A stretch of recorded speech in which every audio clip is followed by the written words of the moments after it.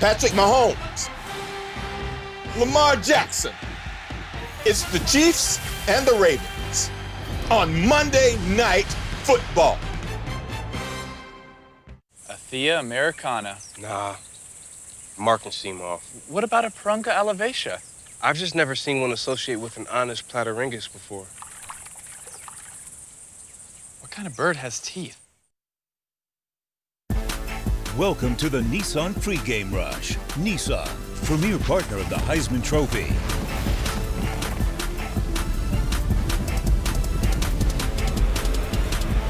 And welcome back. Chris Fowler, Kirk Herbstreit. Folks, with all the variables, buckle up. 2020 is going to be a wild ride of a college football season.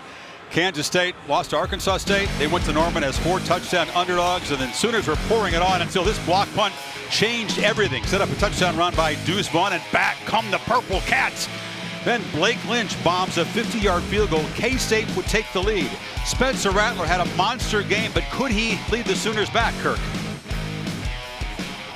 Well, that was what we wanted to see. Rattler in this kind of situation. Could he deliver? First time feeling the heat. That is a sweet redemption victory for Kansas State. They beat the Sooners back-to-back years, and Rattler's monster day is spoiled. Got the possibility of 3 top 8 teams going down, Kirk. I mean, this has been indicative maybe what we're going to see for a couple of months here. You're right. And the game that's standing out to me is what LSU is dealing with going up against KJ Costello. I think every team in the SEC West is saying, we got to face Mike Leach and KJ Costello because they looked really good and explosive today. Yeah, the air raid has arrived in the SEC, and Mike Leach trying to pull off a monster shot here against the defending national champs. Meanwhile, for Florida State, they're counting on big Marvin Wilson to anchor that defensive line, to lead the football team, maybe block a couple of kicks. That's what he did in the opening game. Can he slow down that Miami running game? The Canes defense, they got some impact players all over the place, including safety Bubba Bolden from Las Vegas. He had a big game last week, but he wasn't satisfied. And he let the coaches know, and they love that fact. This Miami defense still feels they have a lot to prove off the win over Louisville in shootout fashion last week. This has been the Nissan Pre-Game Rush. Kickoff from Miami. The Seminoles and the Hurricanes are coming up. Now we'll look inside Nissan's Heisman House.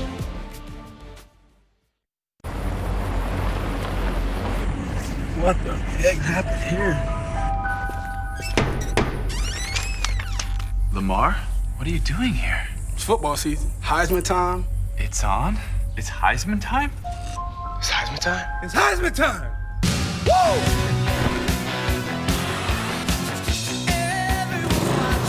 Corn chips, cheddar sour cream chips. Should probably get baked chips.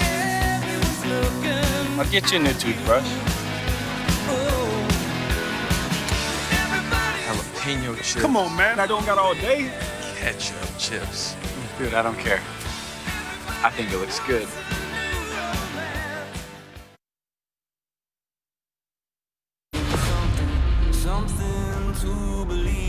ESPN, home of the College Football Playoff.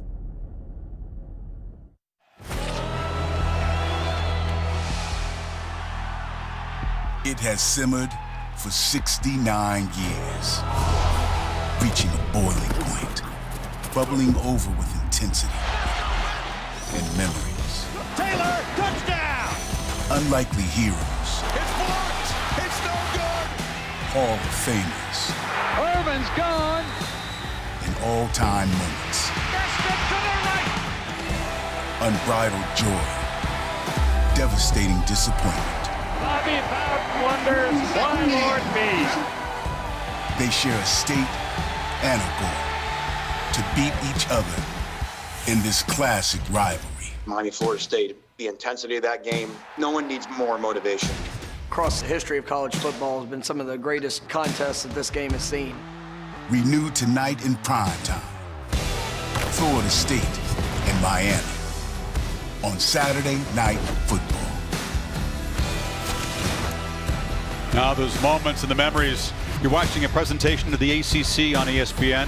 No, last 20 years, no series has featured more close games than this one. 16 of the 20 decided by one score or less. Great to have Molly McGrath analyzing this from field level. Hi, Molly. Hi, Chris. Yeah, Florida State is going to have to do it without one of the best offensive minds in college football, as their head coach, Mike Norvell, is home in isolation after testing positive for the coronavirus. But thanks to technology, players tell me that they noticed no difference in their preparation this week. Norvell was present in every single team meeting over Zoom, and he was an active participant in practice, watching from 6 different camera angles, even yelling at players over a loudspeaker. Now, his communication with the team ended the second that they left for the stadium. But this is a picture of his setup at home.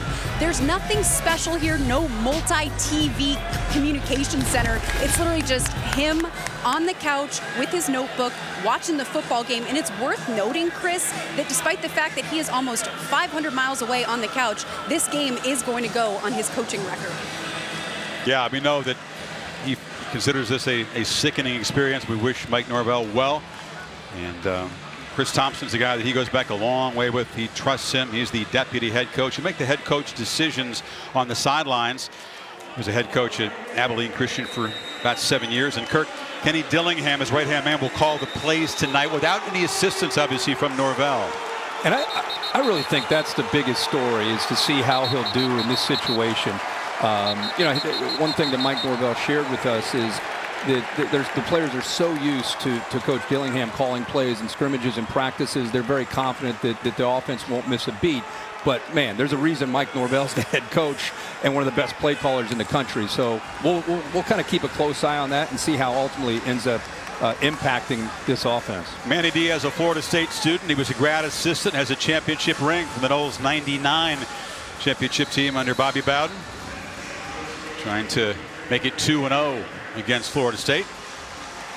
Noles won the toss and deferred, so Miami will get the football first. And Parker Grotehouse, strong-legged kicker from Ohio, to boot it away. Cameron Harris and Mark Pope, and there's a whistle before the kickoff.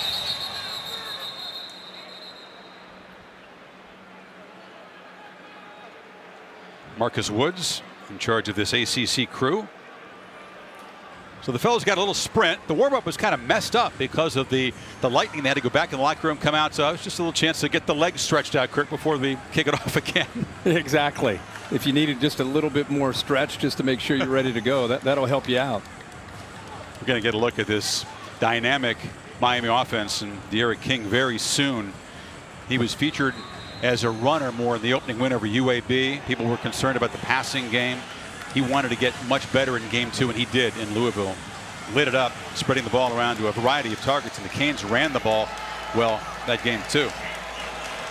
Let's try this again. Grotehouse with Pope and Harris deep. And the kickoff is driven to the end zone, and Pope's going to let it bounce. Let's look at the Chick-fil-A impact players when the Canes have the football. We're going to start with Cam Harris, who really gets this offense going. He's had a great start to this season. Brevin Jordan is a tight end. But in this offense with Rhett Lashley, they move him around. Expect to see him out in the slot. Florida State, we talked about Marvin Wilson, an All-American. He needs to be dominant. That defensive line needs to be dominant. And Asante Samuel, their best cover man. This secondary will be tested vertically, one-on-one. Can they hold up? And the best guy to do that is 26, Asante Samuel Jr. Couple of picks against the true freshman quarterback Jeff Sims in the Noles opening loss to Georgia Tech. They fake it to Harris, and King clips it in the flat. They get Brevin Jordan a touch right away, and the tight end gains about 4 yards. So De'Aaron King, monster career at Houston. Kirk redshirted last year, picked Miami to run this offense that Rhett Lashley operates. And good look at game 3 of the King era. This is Harris on the pitch, and he somersaults about 2 yards short of the marker, brought down by Travis Jay. And get ready for this theme from Miami. They feel that tempo is always a big part of this offensive structure, but especially in this game against Florida State. This is not your traditional Florida State defense when you look at them on tape. They're big, but they're not as quick and as nimble and fast as they've been in years past. And because of that, Miami wants to wear down that size and then really attack them in the second half. An early 3rd and 3. Harris picks his way out the right side and bulldozes for a first down. Yeah, it's a very different looking Noles defense. Where are all these dynamic, quick linebackers out there? Yeah, and it's, again, Mike Norvell and Adam Fuller, the defensive coordinator. This is what they inherited, and they're recruiting and trying to obviously make things better. But right now they have a very physical front, physical group of backers. King takes a downfield shot. Going up trying to make a one-handed catch was Mark Pope. Couldn't quite. Dent's in coverage. Yeah, and you got Akeem Dent. We just talked about Asante Samuel. These corners are going to be tested vertically. He had a step on him. The ball just overthrown, but Akeem Dent, actually not terrible coverage there. And I think Florida State's confident that they look at these Miami receivers and they think, you know, we can match up with these guys. The biggest concern is 9, Brevin Jordan. Got away with a jersey tug there, too. So King scrambles, delivers underneath. This is Harris out of the backfield, and he's wrestled down very quickly there by McCray, linebacker. One of the things, Chris, when you're facing tempo like this, what they prepared with Adam Fuller is, especially early in the game, is just getting the call and getting your feet in the ground and getting lined up. Get lined up. We can't have busts the way Louisville did last week. So when you go against tempo, simplify, get lined up, and get ready to play. So quickly it's 3rd and 9. They'll check with Lashley on the sidelines, and you see the backup quarterback signal in side adjustments for King.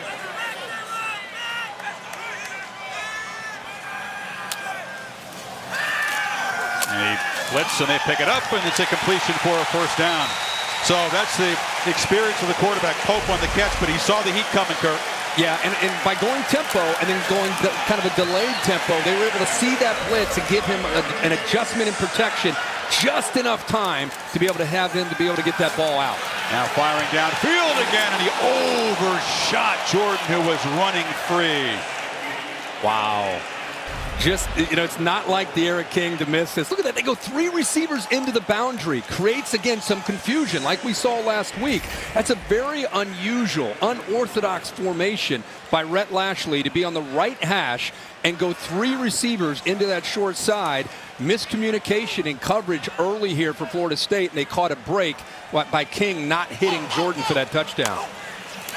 And Louisville was fooled last week in a similar formation. Not fooled at all on the screen. Flying up there is Amari Gaynor, one of the top tacklers on this defense a year ago, knocking Harris down for a loss.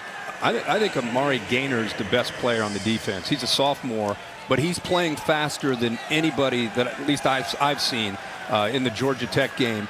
He just looks like 6'3", 227 pounds, looks comfortable and confident in this new scheme. They put him kind of as that hybrid over the slot. They blitz him. He can play in coverage. Keep a close eye on 33 and White tonight. Canes have had success on 3rd and long this year. A couple of big conversions against Louisville. Had one moments ago. Now they need 12. Bulls bringing pressure. King on the run. Flips it short. Catch made by Jalen Knight.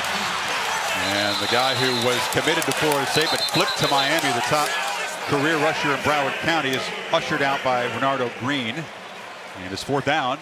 Offense on the field here. They need about 3. It's a good job by this Florida State defense getting them into a long yardage situation. Miami anticipating pressure, rolled him away, and then setting up that screen. But they're going to go for it here.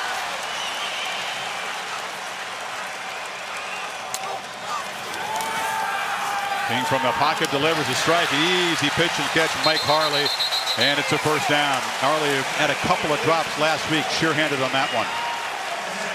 And you can always expect kind of that NASCAR tempo. They get a 1st down. They're looking to try to get you out of position and go fast. And Knight tries to cut back. Explosive player, made a big impact at Louisville. A couple of touchdowns, one running and one receiving. Yeah, Fabian Lovett, you know, Marvin Wilson gets most of the attention, but Big Lovett wearing that 0 on the defensive line. A good burst upfield and force that ball back inside where the rest of that flowing Florida State defense was. They'll rotate a lot of bodies, try to stay fresh. I know it's a hot, humid night down there in Miami. Ever seen a nose guard wear 0? No. I love it. No, he's the big fella's pulling it off. 2nd and 10. King has time in the pocket, surveys and delivers another short throw, and it's complete on the far side again to Harley. You got to get to another 3rd down. I mean, Florida State's doing their job. You know, they're getting them to 3rd down. It's just a matter of winning one of these 3rd downs and getting them off the field. Exactly. Priority 1, eliminate Miami's explosive plays. They've done that so far, but King has been very sharp converting on 3rd down so far. And when they didn't convert, they made it on 4th down. They need 5. Jordan, the tight end, is in the slot to the left. Harris back in the game as the back. And King down the middle, caught, touchdown, Jordan. That man again strikes, and Miami quickly jumps on top of the Seminoles. Boy, Rhett Lashley and D'Eriq King attacking a lot on the perimeter. Most of the throws outside.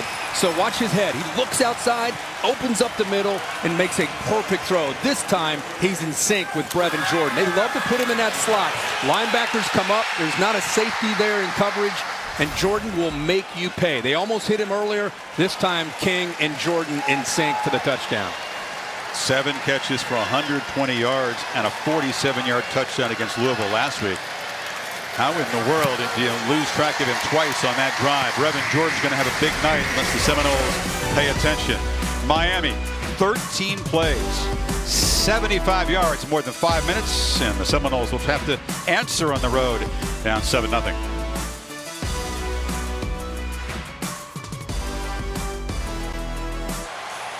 Here's a view from the AT&T 5G Skycam. Don't forget to check out the AT&T 5G Skycast streaming live on ESPN3 and the ESPN app.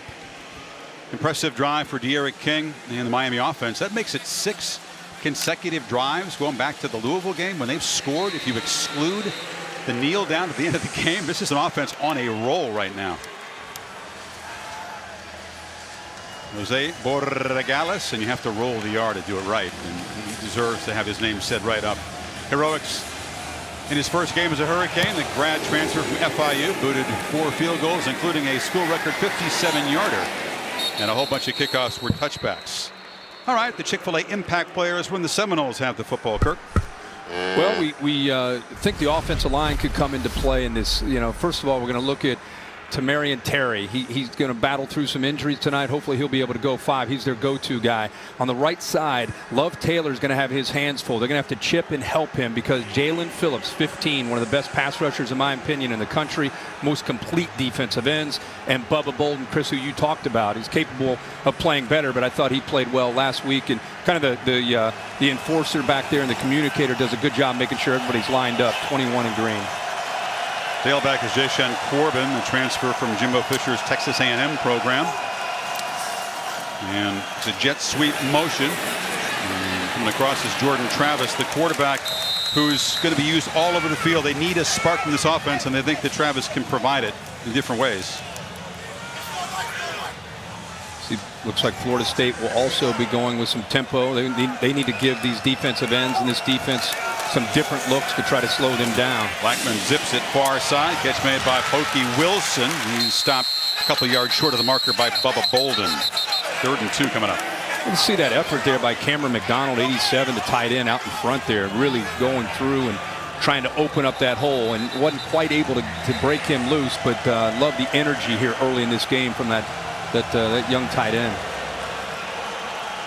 Don't see Terry in the game at the moment. As you said, Kirk, they're hopeful to have him. He was out there warming up, but not in here on this 3rd down and 2. Travis in the backfield as well, and it's a shovel pass to the quarterback who shows some strength. They use the wrinkle, and they get the first down before Jalen Phillips stopped him. And when you look at this entire offense, Jordan Travis is a backup quarterback. He's one of the most dynamic players with the ball in his hands, and they will get him on the field, not just as a quarterback with his own wrinkle and own kind of package, but also, as you saw there, as a running back, just to get the football into 13's hands. Redshirt sophomore out in West Palm. He's played in 3 different seasons. And bursting around the left end is Pokey Wilson again. So they've run that a couple times to different directions. Yeah. And Mike Norvell, he's very well known in the coaching fraternity is putting his script together and going with tempo because they're really prepared and dialed in. There's a good look at Terry on there on the sideline. But right now, Miami's just kind of weathering the storm against this scripted look from Florida State's offense. Blackman from the pocket. Short pass. Caught. Corbin out of the backfield. They love to use their backs as receivers. They sure do. And right now, I love that they're the aggressor. Miami, You look at the line of scrimmage, and maybe it favors. They're good to see Terry out on the field. It favors Miami, but they're attacking. They're doing much like Lashley, giving a lot of different looks, forcing Miami to just kind of have to communicate, see how they adjust to the different formations, which will allow them to attack different later. Pitch off to the left, and lowering the shoulder is Corbin. Sophomore, comes from Florida by way of College Station. Carter, the big hitter in that secondary on the tackle. How about James Blackman? In his fourth year at Florida State, fourth offensive coordinator. So he's really had to adjust, but I think he feels at peace with this offense of Mike Norvell's. He looks very comfortable. Play action, Blackman rolls out, directing traffic. Now he'll take off and dive down at the 30. Molly? Yeah, Mike Norvell told me Tamari and Terry may see some limited snaps in this game if he's not feeling 100% after sustaining an injury in that first game against Georgia Tech. And during pregame warmups, he was moving a little gingerly, especially when he's walking, and he never went at 100%. So it's something to keep an eye on. Only guy I saw warming up at a mask as well. He's to the far left on 2nd and 6. Play action, Blackman hit as he throws and has to throw it away, and that time the pass rush makes an impact there. Keontre Smith in the striker position got close. Yeah, and he's a backup to Frierson, but they want to get him on the field more and more. You see him kind of delay, and then he comes as the back picks up the blitzer. He's freed up to be able to come free as that striker backer, but they want to continue to get him more and more reps at that striker linebacker position, but just because of the upside and the potential because of that athletic ability and speed. Blackman off, Travis lined up at quarterback here. How about this formation? Lawrence Tofili, the talented true freshman's in the slot. You need 6 on 3rd down. Travis looking to run, picks his way patiently and bangs forward for another first down. So he's converted twice with his legs. They put that formation in to get Miami to think, hey, they're going to go to the field. They've got 4 receivers out here all along just trying to move defenders out there, open up an opportunity to find a crease for Travis to pick up that first down. Well-designed play.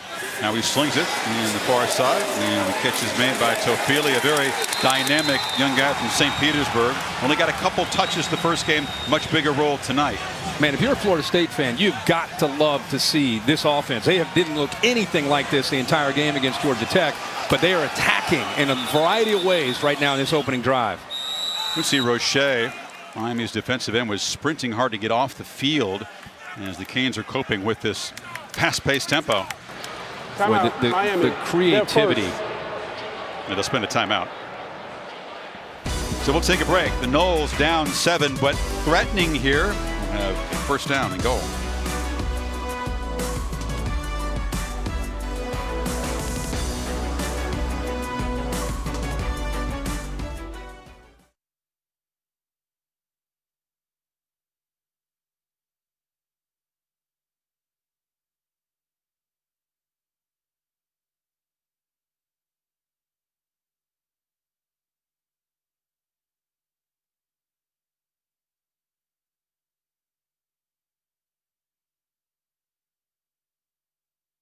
Saturday Night Football on ABC is presented by Capital One. What's in your wallet? I'll never forget that one. Talk about talent on the field. That 87 meeting, 9 guys. NFL first-round draft pick, 67 at NFL rosters, including Deion Sanders, by the way, the new coach of Jackson State. Congratulations to Deion. Their season canceled. He'll start next year at the historically black college. Wish Deion all the best, and man, every time we see highlights from the 80s and 90s, Miami and Florida State, that was as good as it got back in those days. Deion offered his son, a quarterback, a scholarship already. He's a 4-star recruit. I love it. First and goal, Travis fakes the throw and barrels down to the 1. So it's predictable, but the Canes, Kirk, have not been ready for number 13 running the ball yet. 6'1", 200 pounds, and is twitchy. And is a guy that I think is very cerebral. He can do a lot of different things, and you can see why the coaches all week, we were talking about a lot of different players who were starting, and they wanted to keep bringing up 13. From the 1. That time they do grab him. And there's a tackle for loss, the Miami specialty. Yeah, Bolden shot through, but the play looked to be, they've been developing so quickly. That time it looked like it was a little bit slow with the snap, and like Travis was just waiting to get started, and by then Miami had shot Bolden through and came up with a big play for that defense. The Blackman comes back in the game on 3rd and goal. Obviously doesn't have the mobility. They're going to have to get on the edges here. Bunch formation. Corbin is the tailback. Blackman flips it and just short-armed it. Keyshawn Helton was wide open, would have walked in, but the ball thrown into the grass, and it's 4th down. You know, he stepped up thinking he might have a chance to buy a little bit more time, and as he did, the pocket kind of collapsed on him, and the only thing he was left to do is almost a jump pass. He just couldn't put anything on it. That's why the accuracy was affected. And going for it, and Travis is back in at quarterback. They like to use those receivers one way and run 13 the other. And a whistle before the snap. Oh boy. There's only 13,000 here, but a mental error by the offensive line. Offense number 51. 5-yard penalty, 4th down. It's the guard, Bavian Johnson, who's a senior, very experienced guy, cerebral offensive lineman. Set the game clock to 5:15. That is very clear, and it moves the ball back to the 8-yard line, and it will change the approach. Now a field goal. Ouch. Yeah, great opening drive for Florida State. They wanted to finish it off with a touchdown, and after that penalty, they just want to be able to get points after putting in all that work. Chip shot for Ryan Fitzgerald, who takes over as kicker. First career field goal attempt for the guy who holds the Georgia high school field goal record.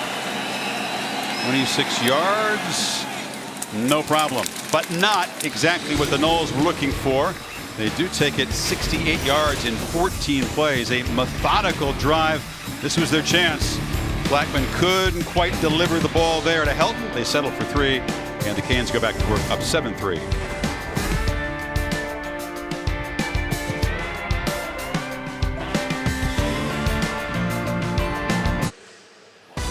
Looking forward next Saturday night to being between the hedges down there in Athens. ESPN College Football Primetime in the SEC, Auburn and Georgia. At the 125th meeting, Auburn tough win over Kentucky today. Georgia came back against Arkansas with 32 unanswered in the second half. Well, the crowd is smaller, but the star power undiminished here at Hurricanes games. Ray Lewis and Alex Rodriguez. Ray, a minute ago, he was talking A-Rod's ear off.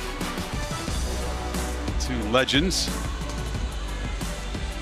Ray likes the way that the Miami defense got a stop. Florida State kicking it away now, and King and company will go back to work. From the goal line, Pope has a little crease, accelerates, a flag flies, 2 of them, as he's tackled at the 34. See so few kickoff returns these days. And penalties are one reason why it's probably a good idea to leave it in the end zone. Get an update momentarily from Kevin Nagani in the studio. It's been a wild late afternoon in college football. A lot to talk about. Do the return. Holding. Receiving team. Number 21. 10-yard penalty. 1st down. And it's Bubba Bolden on the hold, and to Kevin.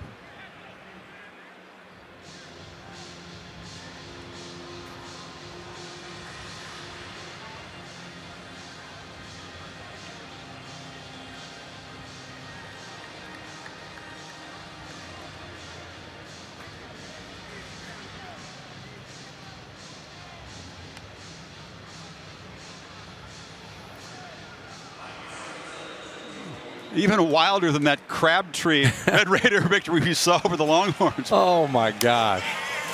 The Big 12, just you never know what you're going to get, right? Pop pass to Knighton and a nice 1st down gain of 8 for the freshman before fellow freshman Dix Jr. stopped him. I can't wait to see. Let's see how Adam Fuller and this Florida State defense adjusts to that up-tempo style and the variety of formations and attacks that Miami did. King on the keeper is stopped behind the line. Tackle by Dix again. Yeah, he's a young freshman. Adam Fuller loves him. Mike Norvell both. They think he has a tremendous upside. So we talked 33 Gaynor, who's a young sophomore. Now there's Stephen Dix at number 32 as a freshman. Both can make plays in space. You saw a shot of Fuller there trying to stop Lashley's offense tonight. We had that wild Memphis SMU game a year ago, won by the Tigers late. More than 100 points scored. A nightmare for defensive coaches, but a lot of fun to watch. Right. You need 4 on this third down. King has time, zips it across the middle, and the catch is made for a first down. Great job by Harley to hold on as he took a shot. Yeah, he is a very tough slot receiver, has great quicks, veteran, been around a lot of different systems, a senior. That time showed his toughness going in there into the teeth of that defense, coming up with a big catch on third down. In from the pocket, and miscommunication. That time Pope broke the route off, and the quarterback airmailed it.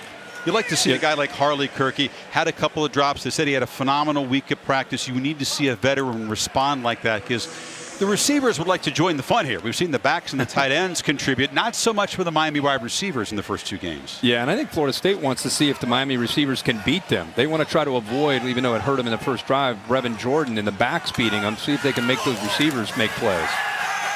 King has to sidestep the rush. So elusive, gets away and bursts for a first down out near midfield. It should have been a loss, and he got away, made him pay.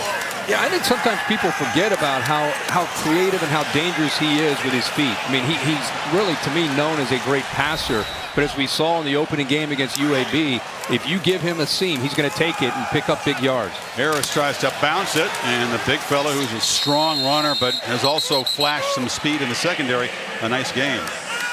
Bernardo Green forced him out. They're going to stretch you horizontally. They're going to stretch you vertically with their passing game, and they create those vertical seams, and they're going to pound you with Harris. I mean, it's just what they do in this offense, and then they're going to mix in some explosives. King on second down, launches downfield. Receiver tangled up there. D. Wiggins looking for a flag, and the crowd, as small as it is, making a lot of noise. Asante Samuel Jr. was in coverage. Yeah, I wonder if that was just incidental contact. I mean, he's on an island. It's one-on-one, good against good. Actually, really good technique there by Samuel. Looked like their feet just got tied up there. Another third down for Miami. The 6th already in this first quarter. They converted 4 or 5. The best thing about an incompletion on second down, defense has a chance to make adjustments, make substitutions, catch your breath, and now they can get aligned and ready to go on third down. Out of the backfield.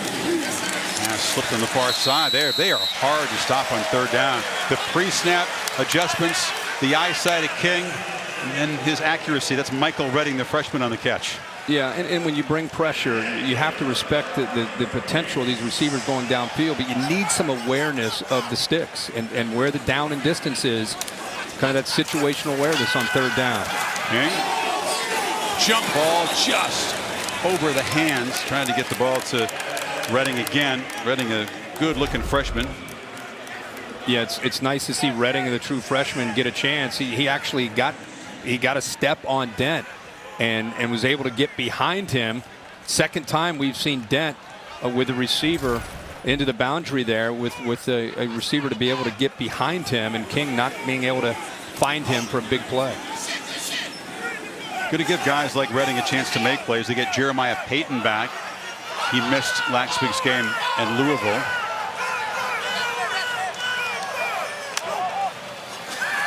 Second and 10. And delivered over the middle. And that's the other tight end, Will Mallory. Flag comes in on the tackle. He was hit hard and is still down.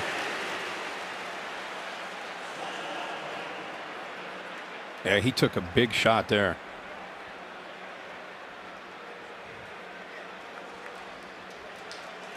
His helmet yanked up. Personal foul, face mask. Defense number 6. 15-yard penalty. First down. Jaden Lars would be the Bucs safety guilty of the 15-yarder. Yeah, one of the reasons you can move Brevin Jordan out, that clearly he grabs it. A good call there. You see Gaynor coming in there. That's where you saw the big hit. But with Jordan stretched or flexed out a lot, it's because of the way Will Mallory has been coming on. and continuing to make plays for them. He's more your traditional tight end at 6'5", 245 pounds. A real threat in line in this offense. Games in the red zone, Kirk. 8 different Hurricanes have caught passes in the first quarter. 8. Very similar to what we saw last week. Number 1 can spread it around. He's still got the football. Looking to run, extend the play, flips it high, and incomplete. Harley was making a huge effort to reach up and get the ball. Travis Jay gave him a shot. Yeah, it was a great fake. I think part of the most of that defense thought that they were running the football there. Big time hit there to dislodge that football. Well done there to be able to get him off the ball, Travis Jay. But Chris, I'm going to talk real quick about the offensive line. There's so much that happens and it's so fast. We talk about King and the skill. This offensive line gave up 51 sacks last year. Now, they were very young. They've got a new system. They've got more maturity to them. But think about 51 sacks last year. These guys, some guys have moved around. There's some new faces. Jared Williams came over as a transfer from Houston. But right now they're doing a very, very good job. And the system getting the ball out faster is also helping them. Kind of a delayed call. They got Clark, the left guard, as an ineligible man downfield. So the 5-yard penalty makes it 1st and 15. They're responsible for no sacks and only a handful of pressures this offensive line. That's remarkable after the nightmare of last year and really in recent years. Yeah. And another whistle at the snap. It's going to be a false start. So 2 5-yard penalties after the Canes had moved the ball down into the red zone. Offense number 6, 5-yard penalty. This is the part that drives Manny Diaz and Rhett Lashley crazy when people are asking them, boy, you guys look great against Louisville. And that's what they were talking about, how we got to tighten it up. And in fact, Rhett Lashley was saying we're still trying to learn that details matter. The consistency in those details are what's going to make you, instead of just an offense that can flash, it's going to make you an offense that every week becomes an identity. And 1st and 20, they flip it to Cheney in the flat. And the freshman weaves his way down near the 12. A tremendous tandem of Cheney and Knighton. Kind of guys that Florida State actually used to come into South Florida and get and then beat the Canes with in their winning streak. When I see 2 in a Miami Hurricane uniform, I think of Willis McGahee, and he kind of reminds me of McGahee when he gets out there to run. He's got the ball again, slips and makes the cut, but it's been a streaky rivalry because the Noles would come get guys like Devontae Freeman and Dalvin Cook, who both played at Miami Central High School. Then they would come back and beat Miami. Right. Lately, the Canes have been keeping those kind of running backs. And that's what's on the line here tonight. You know, it's not just you're trying to win a game. Every time these teams get together, this is just not just bragging rights. It's also an opportunity to say, this is where you want to play. We're going to try to plant our flag and say, hey, recruits, we're the program with all these new coaches. We're the program you want to be a part of. In the flat, right at the marker. Wiggins was cut down. It's close. You see where they spot. I thought he was knocked down by Samuel short of the line. By the way, you see all these defensive linemen. Remember I talked about them rotating? It's because this tempo, it's the hardest on the defensive linemen. Those big bodies get tired. 1st and goal. Cheney slams forward. But Cheney's 5'10", 210 pounds. He's got a lot of juice. He's got a lot of speed. But I love how he lowers his shoulder and takes on those linebackers. He's going to be a superstar in this offense. Ellen Jesuit High School. Cheney and Knighton already forming a close bond. It's very rare to have 2 primo running backs from the same area in the same recruiting class. Yeah, really is. Cheney signed first and then Knighton flipped from FSU. They're going to review something in this play. And we'll bring in Bill Lamagna, who's also virtual but closely connected to us, to see what might be reviewed, Bill. Well, I didn't see anything particular that jumped out on this play, but I wonder if they got a buzz just prior to the snap to go back and look at whether that was a first down or not. Because that's a critical spot here. I think you're exactly right.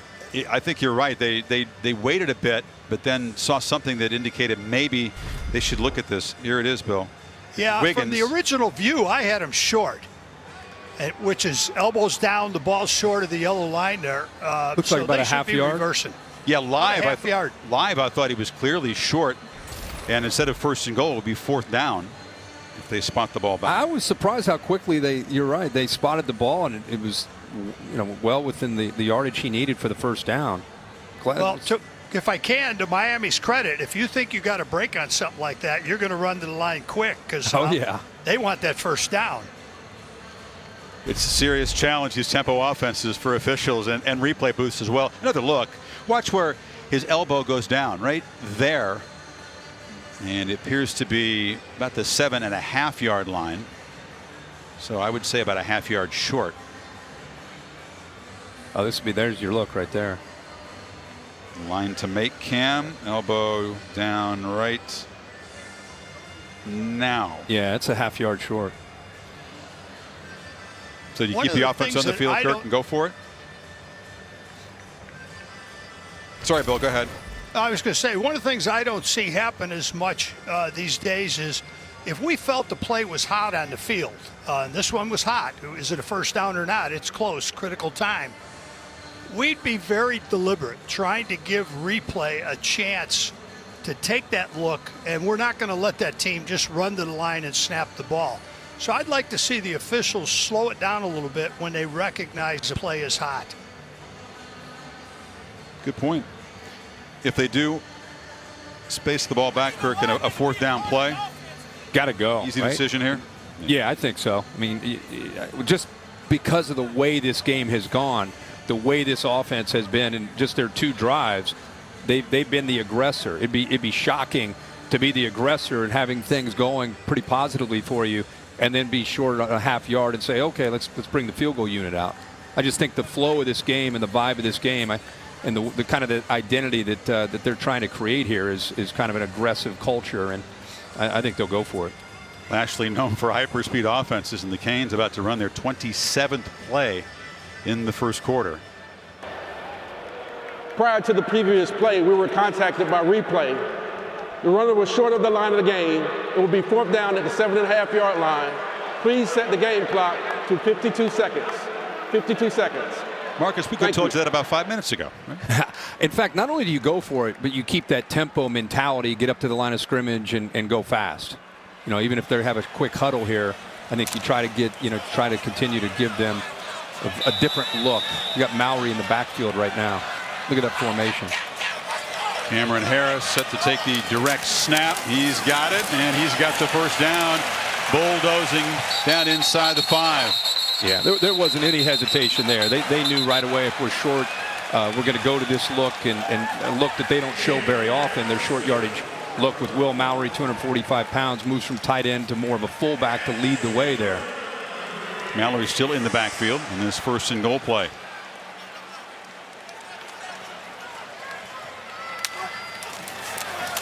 Harris dives, touchdown Miami. 2 possessions and 2 scores for the Canes. How good of a start of the season is 23 off to for this offense? I mean, he was instrumental last week. We saw him play that's a touchdown. We saw him play well in their opener, and now he gets another touchdown tonight. So he is a physical back, but he's worked so hard to improve, become an all-around back. He's worked hard in that weight room. There's a progressive pylon cam that shows you it's a touchdown, but Cam Harris punches it in for the Canes. Good look from the progressive pylon cam.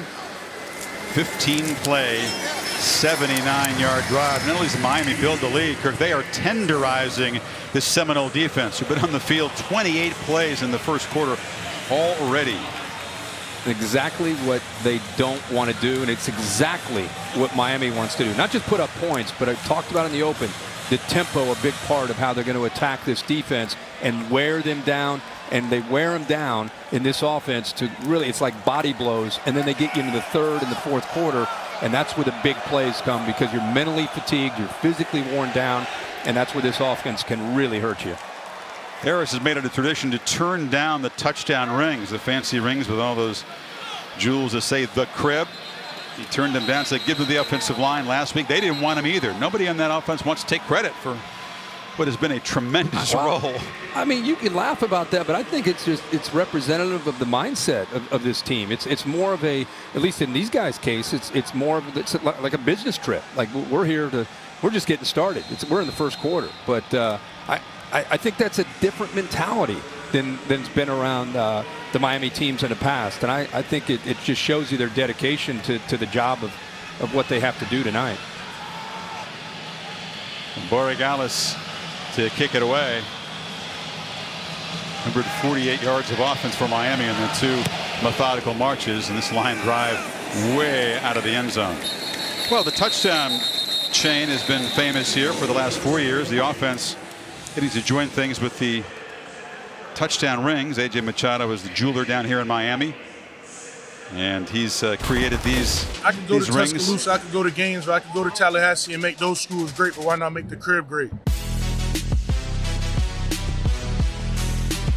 As Nesta J. Silvera, and the crib is then adopted as the jewels for the offense. But again, you got a bunch of unselfish guys who don't want to dominate. The defensive guys say, "Give me the chain when I make a takeaway. Yeah. Give me the chain." Right. 305 was last year's turnover chain, which made 3 appearances a week ago in Louisville. And another pre-snap whistle. Delay a game. Delay a game. Offense. 5-yard penalty. First down. Boy, that will drive you crazy to start a drive. And remember, they script their first drive. They had their opening drive in their game against Georgia Tech, and they looked very, very good in their opening drive. Now it's about trying to make adjustments for the Miami defense, and it puts a lot of pressure now on Kenny Dillingham to call the plays. Tough way to start the drive. Hot pass, and he was swarmed. Jalen Phillips just invaded the backfield to knock Scary Terry down. Well, they're trying to come up with ways to make Jalen Phillips have to think. They did a good job of that in the first drive. This time, Phillips anticipating it, saw him coming in motion, and I think he realized there's a chance he's going to have the football and makes the play right there. He's a special talent, 15 in green. End of first quarter here in Miami. A couple of long marches by the Hurricanes. They lead it 14-3. Back after this message and a word from your local ABC station. The super big Samsung QLED TV is made for football.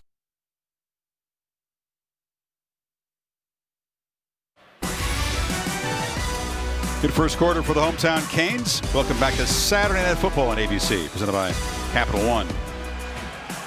Jordan Travis at quarterback. 2nd and 19 to start the second quarter, and the jet sweep as Corbin is wrestled down very quickly and making an impact as run stoppers of these defensive ends. That was Roche. Yeah, Roche getting upfield in a hurry, just goes right by Darius Washington. Remember, I said the opening drive is scripted. They were aggressive. They were attacking. They were one step ahead of Miami. In this second series, it's a different feel with Miami now making adjustments and having a little bit more awareness to what's coming. There's a whistle way before the snap here, another flag.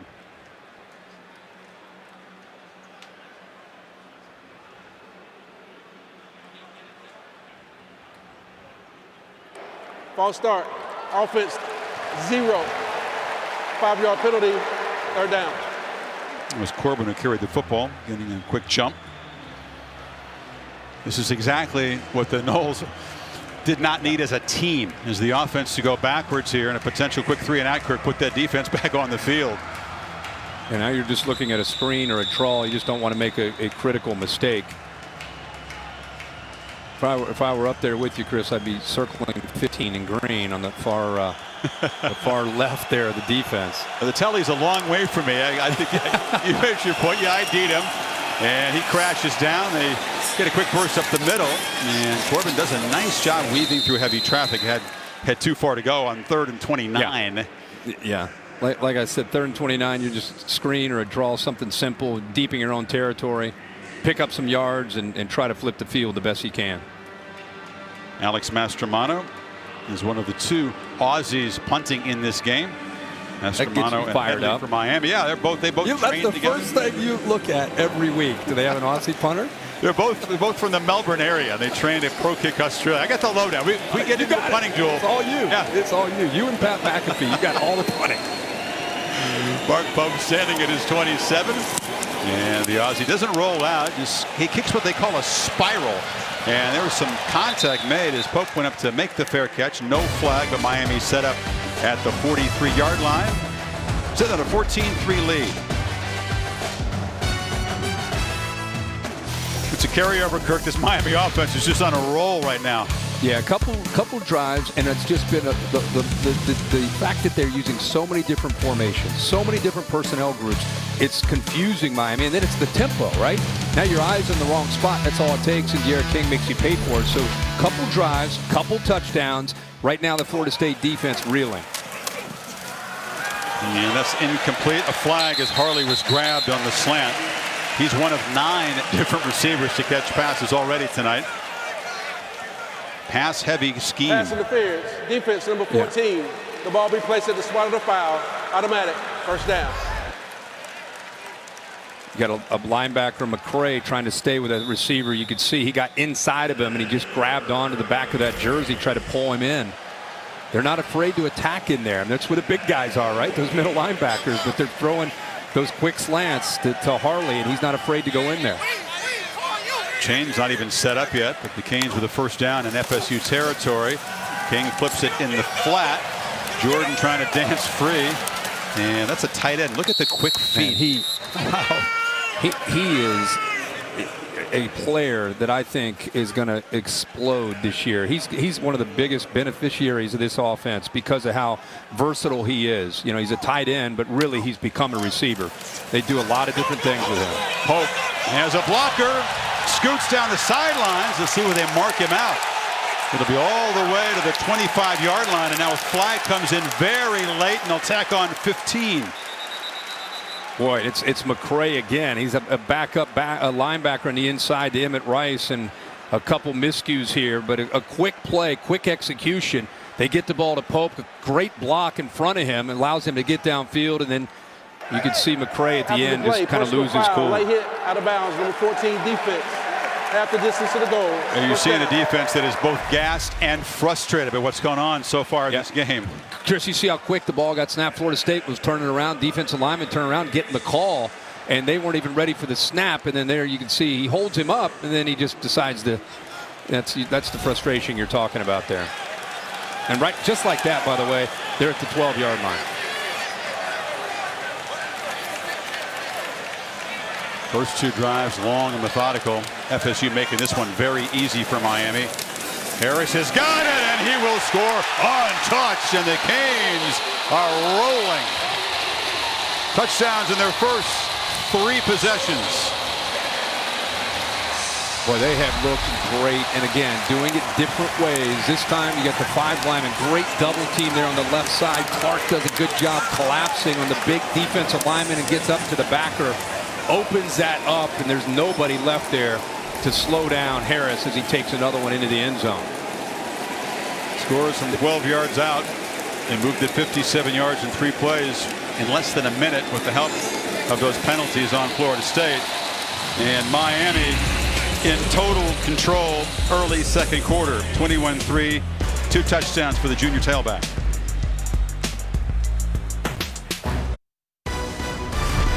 Saturday Night Football, presented by Capital One on ABC, is brought to you by Pacific Life. More than 150 years strong. Trust in your tomorrow. And Coca-Cola Zero Sugar. Game day isn't complete without your favorite food and an ice-cold Coke Zero Sugar. Together, taste better. There's a big Knowles comeback 6 years ago. They were 16 zip down, won at 30-26. But they don't have Jameis Winston, Dalvin Cook on the team tonight. And Miami has Cam Harris, who's found the end zone a couple of times.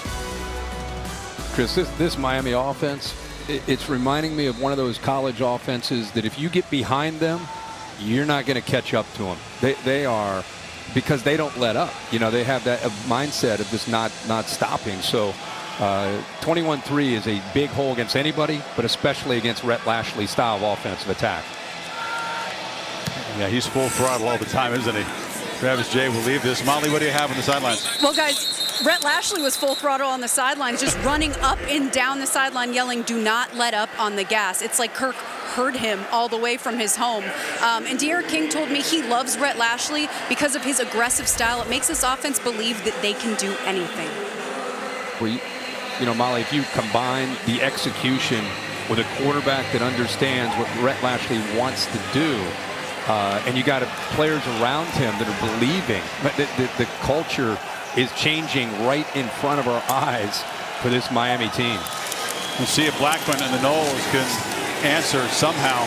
And you're right, it feels like there's urgency when the opponent gets the football. Louisville felt that a week ago against this Miami team. It adds pressure to them. It really does. And you have an interesting, I know, stat going back to the Louisville game and then continuing here tonight, but it adds pressure to James Blackman because all of a sudden you feel urgency. You want to press. You want to try to make plays to try to stay up with them. It's the worst thing you can do. You have to fight against that. Play action. Blackman still has the football, tries to extend the play, has room to run, and long strides it out near the 34-yard line. Bradley Jennings forced him out. It'll be 3rd down and short. They want to see James Blackman try to be more patient in the pocket. One of the things they've seen early this year is him come off of his first and second receivers, and then he bails. He wants to get out of there, and that time he needed to, just to be able to pick up some positive yards. Empty backfield, 5 receivers on 3rd and 3, and the catch is made. So 1st down, Warren Thompson went down low and grabbed it. Good job on 3rd down and positioning of that ball. Actually, they're calling it, they're waving it off. Oh, yeah. It's an incomplete pass here. I saw Frierson kind of, looks like. Oh, my bad, yeah. Oh, he almost came up with the ball, actually. It hit the ground. Yeah, he got his hand in there. That's a heck of a play by Gilbert Frierson. Got around the body, got his hand in there. That's a great look at it right there. Big time play by Frierson. Big time. Apologies. So another punt for the Florida State offense. Pope standing at his 21. And had Florida State defense helmets on, has to go back out there. And this is not a good punt. Mastromano high and very short, but it's dropped over there. Pope came charging up. Is this the break the Seminoles needed? It was so short a punt that it was awkward to field it. And the second time that he's lost a punt this year. Miami's offense doesn't have a turnover, but he's muffed a couple of punts against UAB, and now tonight Samuel Jr. On the recovery.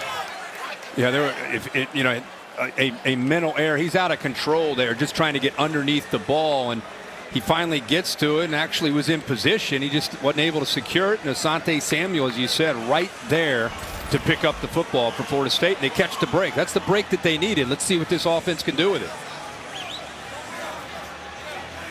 Samuel, the guy that picked off a couple passes last week. Nobody had more than 2 interceptions for Florida State all of last year. Fumble recovery. The Noles set up at the 39. It's a reverse, but retreating and dropped all the way back to the 40 is Travis. And the ball's out. A turnover for Florida State. A disastrous play. One play after they were given a gift. They tried trickery. The Canes were ready for it. And the ball came out. It's actually really good play by Silvera. There's the turnover chain. Big fella number 1. Watch him in the middle of their defense. For a defensive lineman, the awareness right there. He, instead of chasing, he sees the quarterback Travis coming his way and aborts where he was headed and makes the play right there. And that's just obviously a mistake by Jordan Travis, just throwing the ball up there. And how about the athletic ability by Jalen Phillips at 6'5", 265 pounds to go airborne and come up with that football? I mean, it's his job to get ahead with the quarterback and stop the run on the edge, not to make interceptions, but you see the sheer athleticism, both of Silvera and the speed in there. And then Phillips, of course, the former Uber recruit to UCLA, has had an injury-plagued career in Westwood, came here. Now they got 15-yard unsportsmanlike contact penalty at the end of the interception play. But first time in his Miami career, he'll get to don that turnover chain 4.0, which pays tribute to Howard Schnellenberger, the state of Miami. So you got Dade, Broward, and Palm Beach with the colored jewels at the bottom of the state. In Miami back in those days would try to build a fence around this part and get all the top recruits. Not a bad plan if you can do it. I think Silvera should get a chance to wear that for a few seconds because of the play that he made. I mean, it was incredible effort by Phillips to go airborne, but Silvera really ends up making that play. Oh, there you go. There you go. They can share that thing. Yeah. King fires. Jordan again can't slip a tackle this time. Dropped after a 4-yard loss. You know, the protocol with that chain, you're supposed to put the mask on, get to wear the chain, then they have to disinfect it. You know, it's all 2020 stuff. The Canes decided to spread it around. Man, this is a story. I mean, this is not just a story tonight. Keep in mind, I'm not trying to get too excited and ahead of myself, but Miami has a bye week next week, and they travel to Death Valley to take on Clemson. And a lot of people are watching this Miami team right now with their eyebrows up saying, these guys look different, they look good. Knight and Powers for a first down. You think this is the kind of thing that Dabo Swinney's staff will take close note of with that game looming? The whole country's watching Miami. Miami's one of those brands that when they look good, people take notice. And it's you know, last week, you know, people were saying, well, it's Louisville and they're playing Florida State here tonight. And it's just, I don't even care who they're playing. It's the execution, the consistency, the energy. This is a team right now.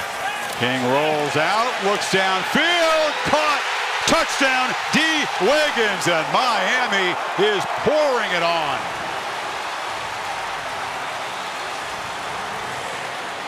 Well, to get a reaction like that from Rhett Lashley tells you that they worked on that play all week, knowing that they'd get a certain look, and when they do, you got to make the throw. How about Marvin Wilson hitting King as he throws ball, and he stands in there one-on-one. There's nobody there in the back to help out, and just nobody can stay. In that case, with D. Wiggins, he gets behind the coverage from Brownlee for the touchdown. That's a great point. The 305-pounder bearing down on King, who stood in there and delivered a strike. Miami, listen to this, the last 9 possessions. Touchdown, touchdown, field goal, touchdown, touchdown, touchdown, touchdown. Yikes. All set up by the athletic pick, Jalen Phillips, and then the quarterback standing and delivering despite the big hit. And it's D. Wiggins running free. 28-3 Canes after about 20 minutes.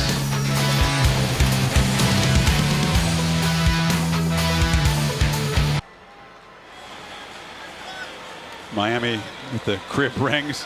It's D. Wiggins who caught the touchdown pass. De'Ara King, 18 of 23 in 20 minutes of action, 185 yards and a couple of touchdowns.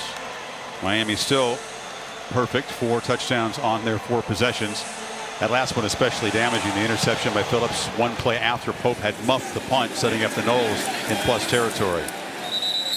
Let's get out of the Bears den. I don't know where the bear is. I think are you in South Florida, Bear? The Aflac trivia question tonight? I am in South Florida. I am in the compound, and I do have tonight's Aflac trivia question.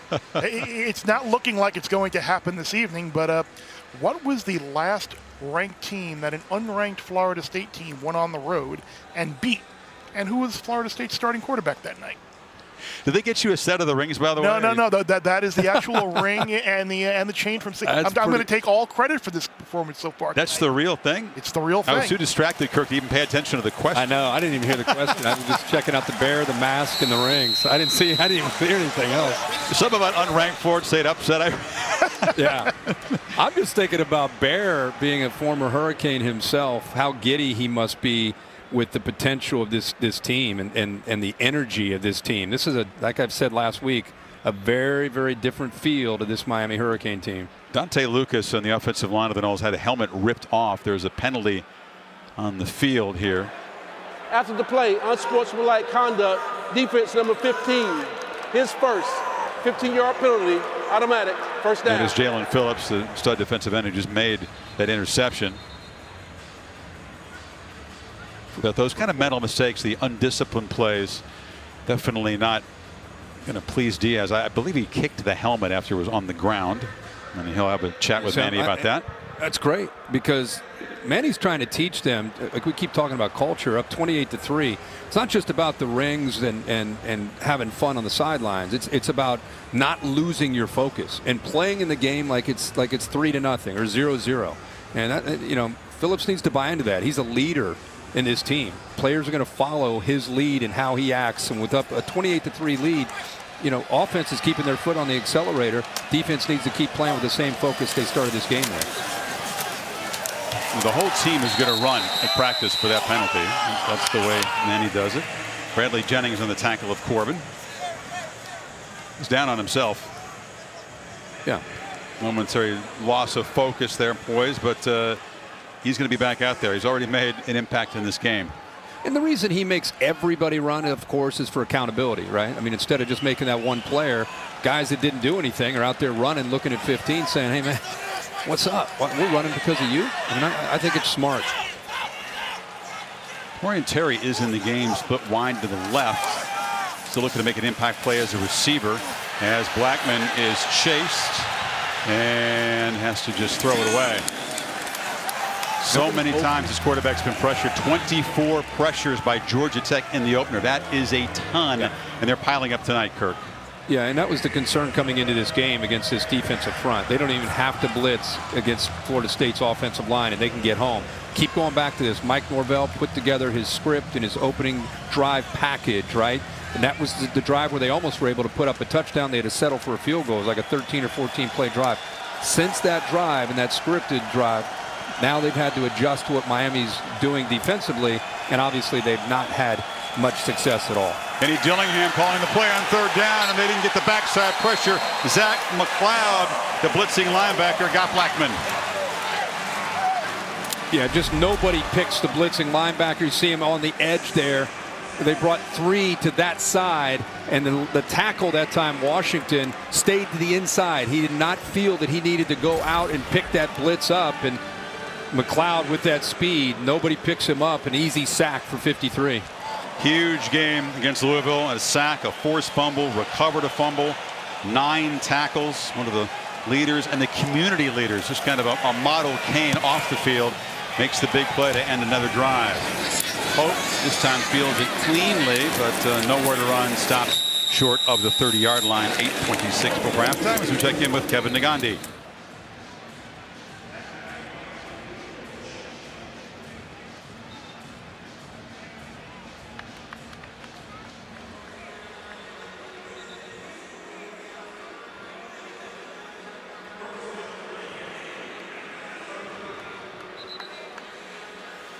Really interesting, wild results in the SEC, which of course began play today. Well, Mike Leach going to LSU and deflating the defending national champions. Well, that was an incredible performance. King, a straight run, just bolts around the corner and has a nice gain. Mark him out across the 35. How about KJ Costello and Mississippi State with all the talk about Mike Leach and the air raid coming into the SEC and how's it going to do? First game, he breaks the record, the history of the SEC single game passing record. 600 plus. He smashed the record. Yeah. Harris going to be stopped about a yard short of the marker. We might break down every SEC game in the second half. We could go game by game. Here's the graphic for Costello. You wonder how would Mike Leach do in the SEC? People always used to disparage kind of that kind of attack, and well, SEC defenses, they'll shut that right down. Costello, of course, coming from Stanford. That's not a bad debut. That'll serve notice across the SEC West. Harris bounced off a tackle.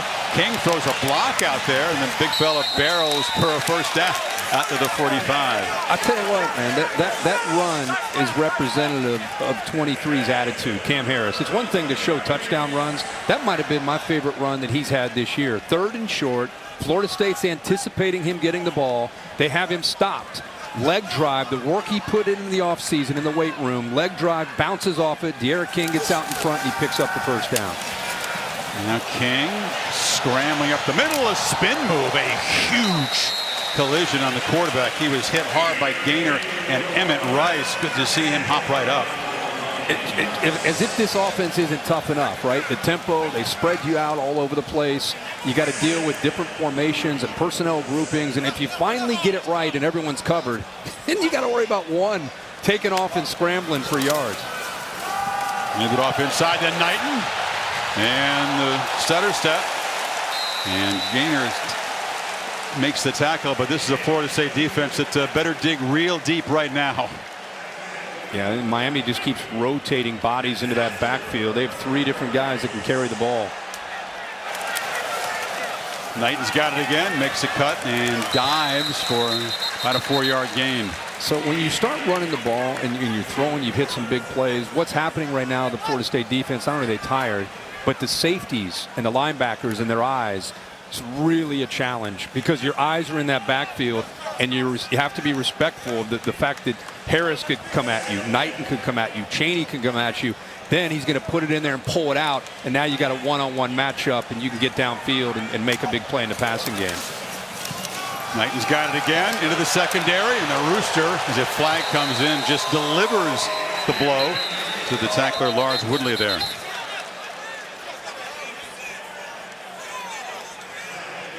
Well, he wasn't afraid to lower his shoulder, was he? Holding, offense, number 51. 10-yard penalty, second down. It's the guard, DJ Scaife. No, he was not. That's a speedy back, a flashy guy, but also showing the toughness as Lars Woodley, I think, did well to get up after that blow was delivered. Almost feels like Miami, the only way they may get slowed down tonight is if they self-destruct and have penalties and their own miscues. Second and 16 after the hold. King continues to be extremely efficient. It's Knighton in motion. They fake it to him, and now they flip it high to Jordan. Knowles were all over the tight end that time. A short gain. It'll be 3rd and long. Moving Jordan around again tonight. That's kind of his role, his new role in this offense. Known again as coming out of Las Vegas. Bishop Gorman is a traditional tight end, but he is flourishing in this system. You see him flexed out there as a receiver in the slot, off to the left. Knowles trying to get this Miami offense off the field on 3rd and 10. Maybe we'll get to see our guy Borregales, Kirk, try a long field goal. Unless they convert. They've been converting all night. Play clock at 5, and another whistle before the snap. Timeout was called by Florida State. So they spend one on defense. Not liking what they saw from Miami's offense right there. 4:42 before halftime. Miami trying to build on a big lead. We'll take a break.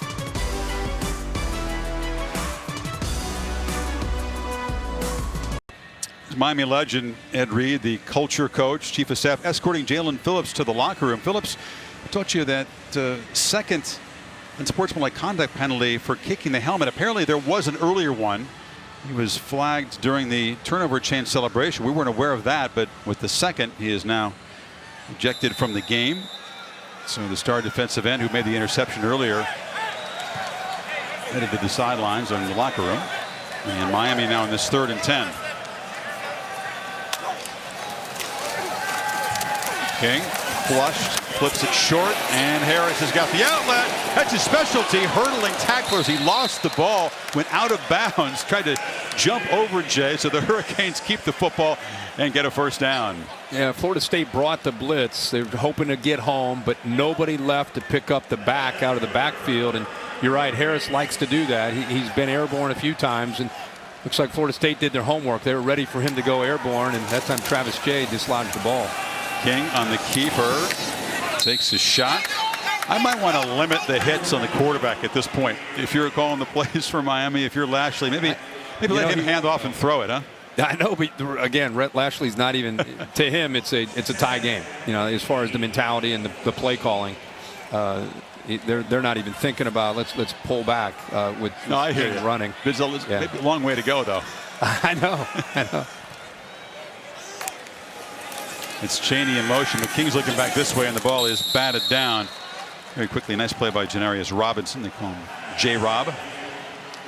Now the 3rd down here. Let's see. They brought pressure last time, and sometimes they try to mix it up. They brought 3, dropped 8. That's what Louisville did a lot to King. They wanted to force him to make throws from the pocket, which he was able to do. See what Adam Fuller, the defensive coordinator, dials up here if he's going to play man-to-man and challenge the receivers. bring some pressure. Clean pocket, end zone throw, and Harley went up, but he was grabbed. It was a nice over-the-shoulder throw. Renardo Green may have grabbed him up high. A couple of flags come out. Yeah, it looked like he got a hold of him in the face mask. Up in the, yeah, well, let's see at the end of this play. Yep, Oh, yeah. Got him right there. Good matchup for Miami. You get a safety matched up against your slot and man-to-man, you're going to win that more often than not. Good call by the official. Yeah, it was going to be right over the shoulder. Would have been a beautiful throw and catch. Defense number 8. Foul occurred in the end zone. Ball be placed at the 2-yard line. Automatic first down. First and goal for the Canes. Trying to make it 5 for 5 tonight. Possessions and touchdowns.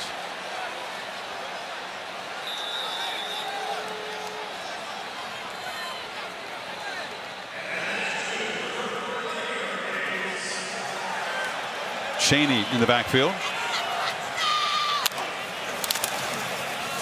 He's got it, and the freshman muscles his way and breaks the plane. Touchdown Miami again.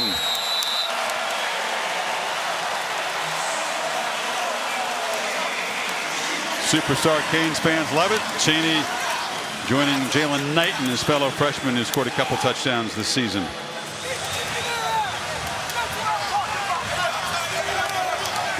This is really tough on a Florida State defense that I think has a fragile mindset coming into this game because of what they've been through over the last 3 or 4 or 5 years. And now to start this game, 5 drives, 5 touchdowns, down 35-3. We feel again for Mike Norvell watching this game in Tallahassee on television after the COVID test. He said it was a sickening feeling not to be able to accompany his team. It would have been his first game in this rivalry, and he can't be feeling any better now watching helplessly from a long way away as the Noles are being blown out here. Yeah, a zone read, a defensive end. Robinson stays wide, easy read for King, and there's that leg drive. All these backs from Miami, not just the speed, but the power to get behind their pads and move a pile into the end zone for a touchdown. Little assist there from Clark. Yeah, Clark's grabbing people, throwing them into the end zone. Young guy didn't need much help. He arrived rocked up and ready for college football. We've talked so much about King. We just got to continue to, you know me, I love to talk about the offensive line. The offensive line has really done a good job with the execution. Just a couple miscues, but not much at all. It's not just 35 points. It's how they've gone about it, executing this offense tonight. Shout out to Garen Justice Kirk, the new offensive line coach. He came over from UNLV. He was a line call, a play caller and an O-line coach there. Very, very positive guy. You think of most offensive line coaches who coach in those big bodies, they tend to be yellers and screamers. That's not his style, but it's connected well with this offensive line. They needed a boost in confidence. They needed a positive coach after last year. Yeah, they were so young last year and now much more experienced. And this new system, balls coming out fast, playing with more confidence after the 51 sacks they allowed a year ago. Borregales booms it into the end zone, and Florida State's 3:37 to work with before halftime. Game 6 of the Eastern Conference Finals. Folks here in Miami be taking note. Celtics looked like the hungrier team last night as Miami was trying to close them out. Now Boston alive and dangerous, down 3-2. NBA Countdown at 6:30. Also streaming live on the ESPN app. The Heat, Miami coach here, Manny Diaz, a huge fan of the Heat, loves their culture, loves the unselfish attitude, uses the Heat as an example all the time for his Hurricanes football team. And Travis weaving his way, somersaults out to the 40-yard line. Remember the way they started in their first drive, 14 plays, 68 yards, almost a touchdown, had to settle for the field goal. And since then, the last 4 drives, 11 plays, 10 yards. And travels to be hunted down from behind. That's Quincy Roche on the sack. Everybody in that Miami defense eating. Yeah, the offensive line has their hands full. I mean, it's just, even with Phillips out, Roche still has the ability to just go right around Washington. Keep in mind, Georgia Tech had success against this offensive line, putting pressure on Blackman. You knew coming in The biggest story to me in this game, not just Miami's offense, the Canes' defensive pressure and how would Florida State slow that pressure down, because it's tough to do when you have that kind of speed and you have the vulnerability that Florida State has on that offensive line. Yeah, they haven't slowed him down, have they? A couple of sacks, a lot of pressures. 2nd and 18 for Travis. In the pocket again. Shows elusiveness, great athletic ability, and a burst up the field. And nice run all the way inside the 45-yard line. Kind of the broken play scramble is the best thing they have going right now. Yeah, well, with him in. Now he's, oh boy, now he looks like he may have sustained an injury of some kind. He's coming off the field with a limp, but obviously when things are covered, he gets back into that pocket and things are taken away from him. He has that ability to get away from the pressure much better than James Blackman with that suddenness. Blackman back in the game now. And back to throw, pressured again, spins, tries to stay alive, retreats, and he'll be sacked again all the way back inside the Florida State 40. Nesta Jade Silvera, the defensive tackle, chased him down. Yeah, but again, watch the left tackle for Florida State. He needs a tight end, he needs a back, he needs somebody to help him because it's a mismatch with Roche going up against him. But look at that entire defense. And James Blackman, once he got away from the initial pressure, he's got to get out of there and throw it away. He can't take that sack. And now you're looking at 2nd and 24 after a 14-yard loss. It's been a frequent problem, you know, trying to make a play, especially when you're down 25. Sure. It's going to be 32. You got to keep up with the margin here. And the ball inside to Corbin. It's a block, sidesteps a man and into the secondary. That's a nice run, very near the marker, all the way back inside the Miami 33, and it is a first down. Boy, that was a great run. Nice cutback, and finally Corbin with a little bit of room to show what he can do. See Cooper coming back with that hand wrapped. Blackman again pressured and has to just throw it away. The pocket was collapsing around him and there was nowhere to go on the edge. Jafari Harvey got that time. Close. James Blackman has shown, I think, in his career that if his primary is open and he gets back and he gets the ball out, he's got a very good chance of throwing accurately.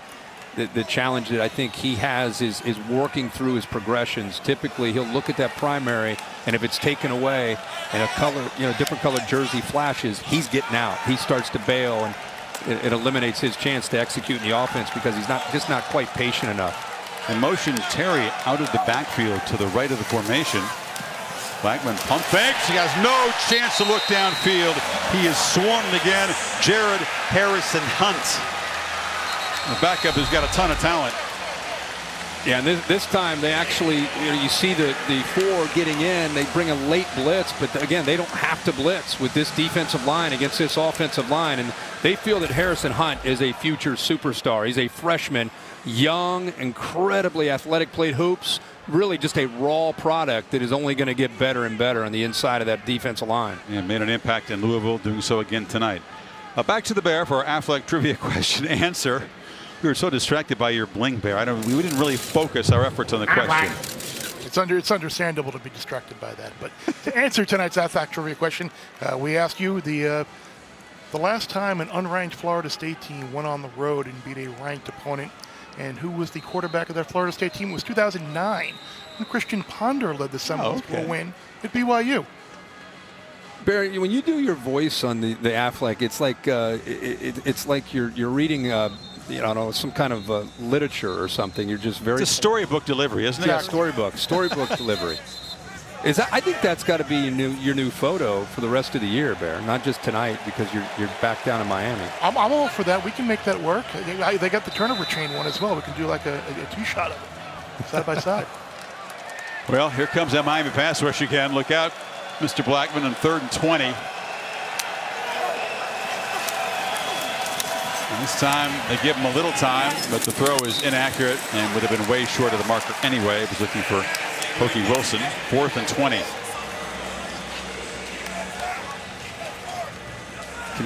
You can just feel the body language of this Florida State team, the frustration on both sides of the ball. Blackman was almost the hero of a victory over Miami 3 years ago. A couple touchdowns. They had the lead until very late. Remember Darrell Langham made that great catch in the end zone, then unlikely late push by the Hurricanes to snap that streak of losses to Florida State at 7. Blackman played pretty well in that ball game, but it has been a struggle from start to finish now. Coming up, the Dish halftime report. Kevin Nagandi, Mark Sanchez, Booger McFarland. Going to have all the scores and highlights. You're going to want to check out what happened in the wild Saturday of college football as the SEC joined the party. That Texas and Texas Tech overtime game. Wild one in Lubbock. Mike Leach era beginning in incredible fashion at Mississippi State. Well, he better be very nice to her tonight, because the Florida State fans, who usually make up a sizable contingent here, Greg. They used to make out 30,000 in normal times. A lot of their fans in this place. You hear the war chant and so on, but I don't see many tonight. No. I think even coming into the game, I think Florida State fans were hopeful, but I think most people who have watched these two teams play and the challenge that Mike Norvell has and what he's trying to do and what he's trying to build, you know, it's going to take time. And coming in tonight, you're taking on a Miami team that's in their second year in this you know, under Manny Diaz and what they're doing, and this was going to be a tough ask for Florida State coming in, but 35-3 at half. At least right now, we don't know where this thing might go. It's a tough ask here in 4th and 20. Need to get the ball to the Miami 23.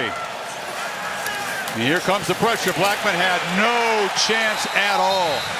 Off the edge, Bubba Bolden on the safety blitz.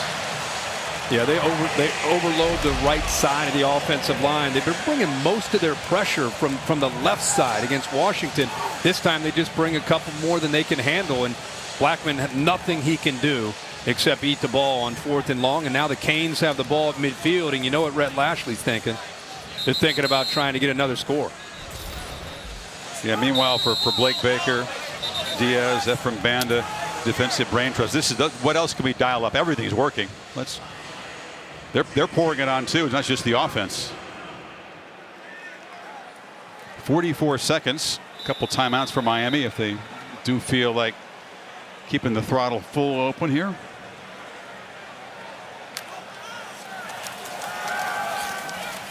Harley slips a tackle and is knocked out at the 40-yard line. First down, Miami. Boy, I've been impressed by Harley tonight. Really, all the receivers. They've been challenged by the Miami staff. You know, it's not just about Brevin Jordan and Cameron Harris and Donald Chaney and Jalen Knighton.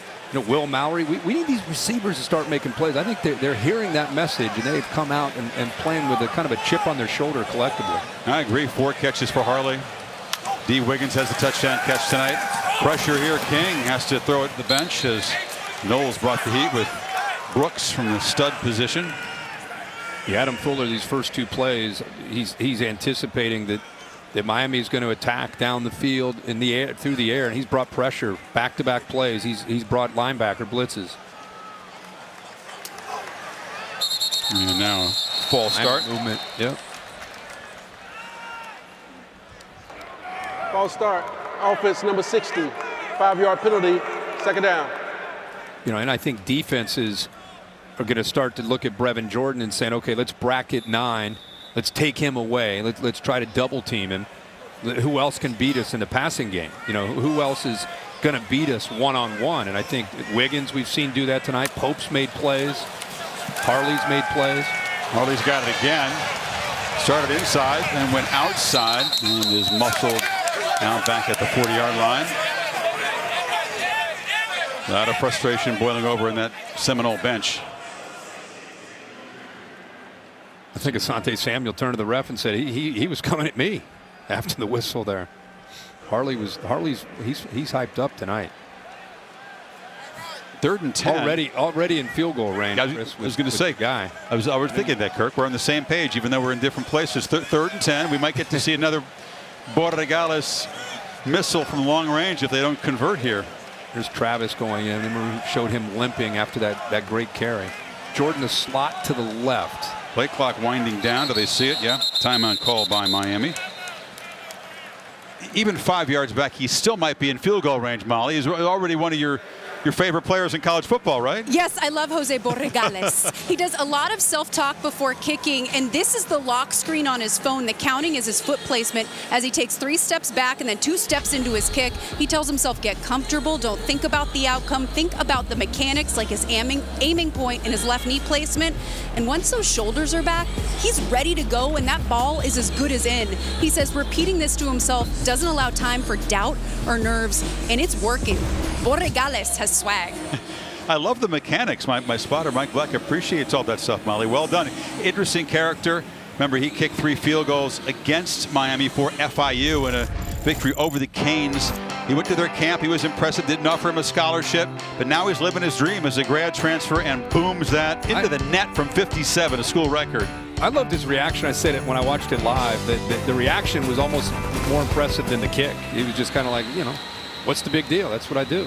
When he made field goals against Miami last year, that was not the same reaction. He was running all over the place celebrating. Yeah. Oh, you guys have really been practicing rolling your R's since you guys have gotten down there. It's tennis, my friend. Oh, that's true. Tennis, of course. But Molly, boy, she had that. She did. On. Harris spins free, gonna be knocked down, and he got grabbed in the face mask. Oh, we were going to see a field goal attempt, and now we got to put it on hold. That was a 57-yarder on the right hash after last week. We're rooting for a field goal attempt. Face mask, defense, number 33. 15-yard penalty, automatic. Man, the Noles have got their money's worth on these face masks tonight. That was Gaynor just turning and twisting and dragging Harris to the ground. Miami's going to have to hurry and get up to the line of scrimmage here. See that tempo mode. He's going to try to fire it maybe. Yeah, they got a timeout. They'll keep it. Yeah, I got to hold that last timeout. I thought you were telling me the coach right to the whistle here, full throttle all the way to the. They are no. They're saving that timeout. They fire it. Now you got that timeout in case you get tackled in bounds. I wanted to see him take a shot. I still think they may take a shot at the end zone.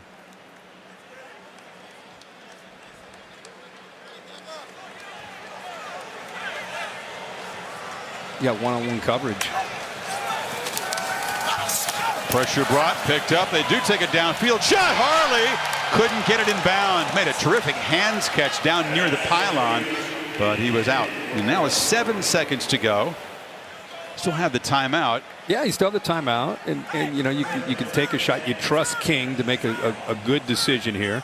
Get the ball out of his hands quickly, and try to maybe whether it's Brevin Jordan or it's we saw earlier D. Wiggins got downfield and won a one-on-one matchup. Got to get the ball out quickly, but then you got to get down and call the timeout or get out of bounds quickly too. It's just going to be a quarterback run. King scoots down and uses all but 2 seconds. It is a first down for Miami.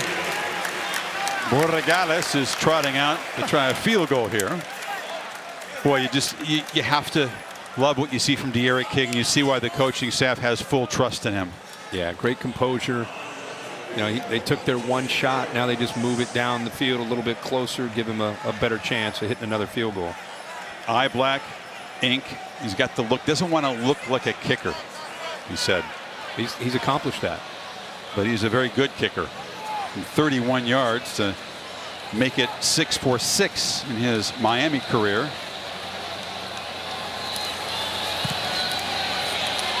He looks like a Sunday-ready kicker right now. Sure does. Chose to play one more year of college football, living his dream as a Hurricane. In Miami, 333 yards of offense, 5 sacks by that defense, scores points on all of their first half possessions, and is in total command to make it 4 in a row over Florida State. 38-3 at the end of the first half. The Dish halftime report coming up right after these messages. Highlights of much closer games.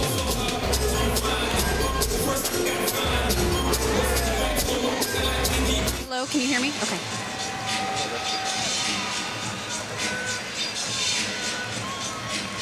Coach, you said you wanted to see some more consistency out of your offense. What'd you think? Well, obviously a great job. Third downs early, kept us on the field in some fourth down conversions. And then just what we thought, just being relentless, staying after them, seemed like it kind of started to break their will. Speaking of relentless, Rhett Lashley told your offense keep their foot on the gas. How much more gas are we going to see in the second half? Well, we got to handle prosperity. There was an adversity in handling prosperity. Things were going well, but we got to go in there and we got to play this like a 0-0. We know they'll be highly motivated coming out in the second half. All right, thank you, Coach. Okay, thank you.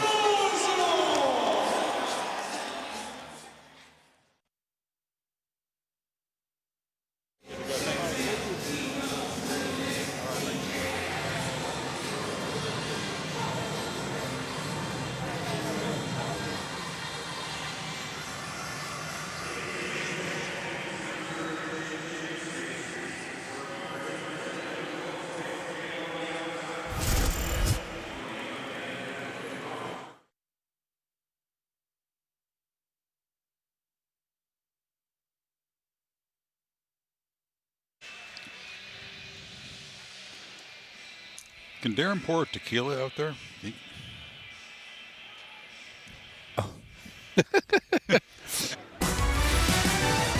And welcome back. Saturday Night Football on ABC, presented by Capital One. This presentation of the ACC on ESPN. On this stormy night in Miami making a strong statement. Chris Fowler back, Kirk Herbstreit at home in Nashville. The obvious question people are asking themselves, Kirk, is Miami this good? Is Florida State this bad? Or is the answer yes to both? I think it's yes to both. I think, but Mike Norvell is building this thing up, and obviously has a long way to go. This is kind of rock bottom, and this is good for this program to see where they need to obviously improve and get better. For Miami, man, this is I think a good football team. I think it's real. I think this offense, we've seen Rhett Lashley work his magic in the past at other places, and I just feel that it's an offense that with Lashley, the skill, De'Ara King. It's a confident bunch, and I'm just already thinking about them going up to Death Valley to play Clemson, because that's when you really find out in 2 weeks how good this Miami team really is. We'll have time to talk about that, partner. But in the meantime, we got this second half. Yeah. Canes with 333 of total offense in that first half. King 22 of 30, a couple touchdown passes.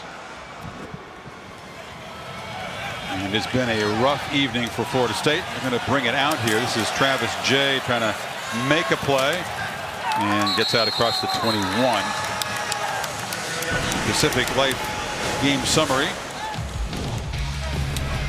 Well, it's been, if you just are tuning in and seeing the score, it's been obviously all Miami. Look at that, 6 possessions, 5 touchdowns.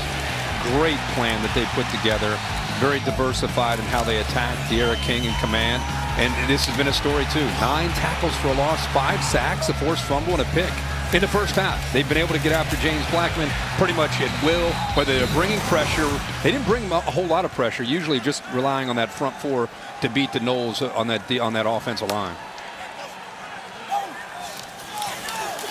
Blackman at quarterback. When we saw Jordan Travis taken to the locker room, and the pass complete out over the 35-yard line to Cameron McDonald, the tight end, forced out by McLeod.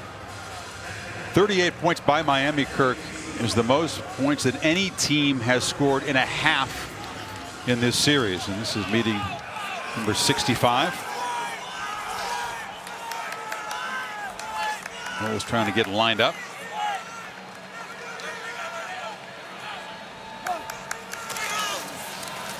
Blackman keeps it, and the slant incomplete.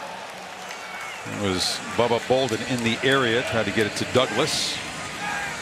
Really, the only drive that we saw, where obviously it was Florida State's opening drive, where they were able to get pressure or to be able to get points, was and they remember we kept bragging on how aggressive they were and how they were attacking, and they were kind of setting the pace of the game early, and since then, of course, it's been a struggle. So I'm anxious to see what they do after meeting at halftime, and the score might not be attainable, but just continue to compete. Throw it underneath to McDonald again. They found a weapon. A flag is down to the secondary as he's muscled out near midfield. Yeah, they scored a touchdown on the first possession against Georgia Tech and then began to struggle. Protection broke down. Some offensive linemen went out of the game and didn't reach the end zone. Holding, offense, number 11. 10-yard penalty, second down. Warren Thompson, the receiver. But the difference is the Yellow Jackets offense wasn't nearly as frightening or efficient as Miami. So the Noles were able to stay in that game until the end. Just when they look like they have another first down and getting the ball to McDonald, another miscue that prevents that with the holding call on Thompson. Spot foul moves it back. It'll be second down. 8 to go.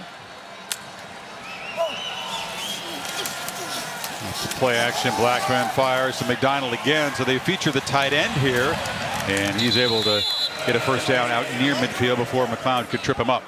Well, we wondered what adjustments they might come up with as a staff to try to be able to get some continuity established and get this offense moving. And right away, clearly the answer is to try to find McDonald in space underneath or matched up against those backers. There's another slant. Yeah, he's a tough matchup for a linebacker. And they do move him around. You're right. Didn't feature in the first half at all. No, and the other thing they're doing, and I would have thought they started doing this in the first half, is getting the ball out fast. Like you can't hold the ball with this defensive line going against this offensive line. You're either going to have to move the pocket, the launch point, or you're going to have the ball come out fast, because it's really the Florida State offensive line is obviously overmatched against the speed and the power of Miami's D-line. Yeah, 5 sacks only tells part of the story for how tough it was for those Noles quarterbacks. And there's the pitch to Corbin, and flying up to make the play is Edward Frierson. He's been active tonight. He has, and Keontre Smith is also. Now we got a little bit more, and I think Terry's become really frustrated 5. You know, I think that was part of Miami, and when they watched the film, you can really watch the body language of Terry. And you know, if he doesn't get catches, you can get him into a mindset that's not going to be very productive for Florida State. And he's not had a great night, and I think his frustration showing. I don't know if it's going to go both ways or if it's just on Terry. He was obviously involved. There are fouls by both teams. Yeah. Unsportsmanlike conduct, defense number 8. Unsportsmanlike conduct, offense number 5. The foul's offset.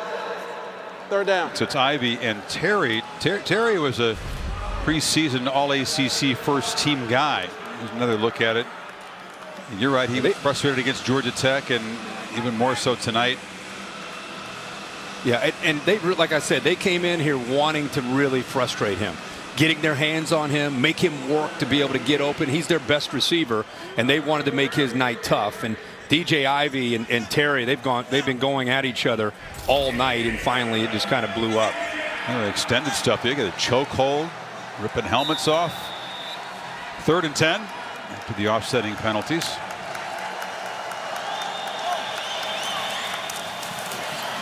Blackman, slight confusion there, but he made a lot out of what seemed to be a broken play. First down near the Miami 40. Like you said, Chris, I don't know if he improvised there or if that just opened up, but good job of being able to get on that left side, find that crease there, and get upfield and pick up that first down. I think it was a quarterback counter. We had a couple linemen pulling around for him to get underneath of. Blackman's not, you think about the quarterback running, you think about Jordan Travis. Not Blackman. Travis has come back in on the field. There's the completion made to Hokie Wilson, about an 8-yard gain.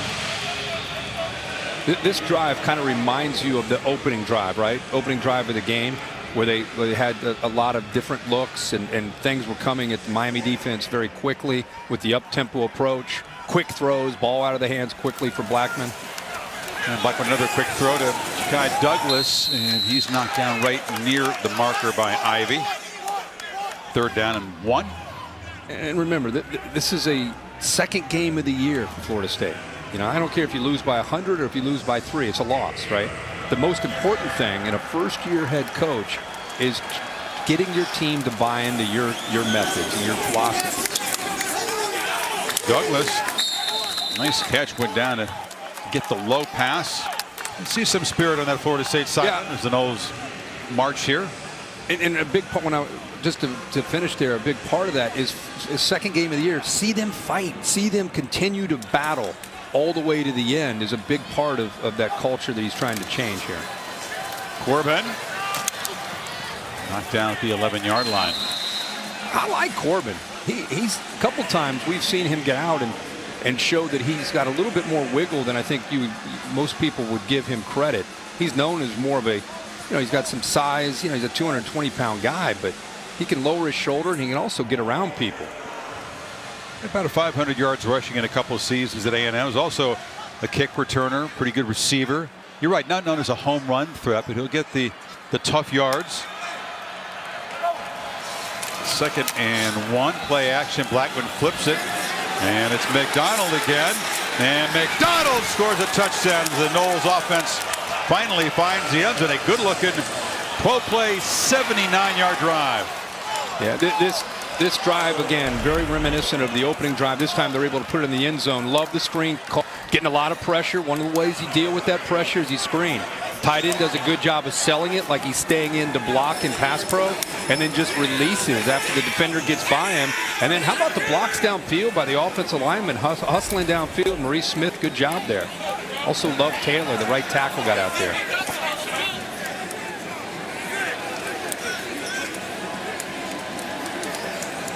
McDonald out of Long Beach, California. Really the weapon in that drive. Blackman, some nice throws and a nice scramble as well. So Florida State finds the end zone for the first time, cuts it to 38-10.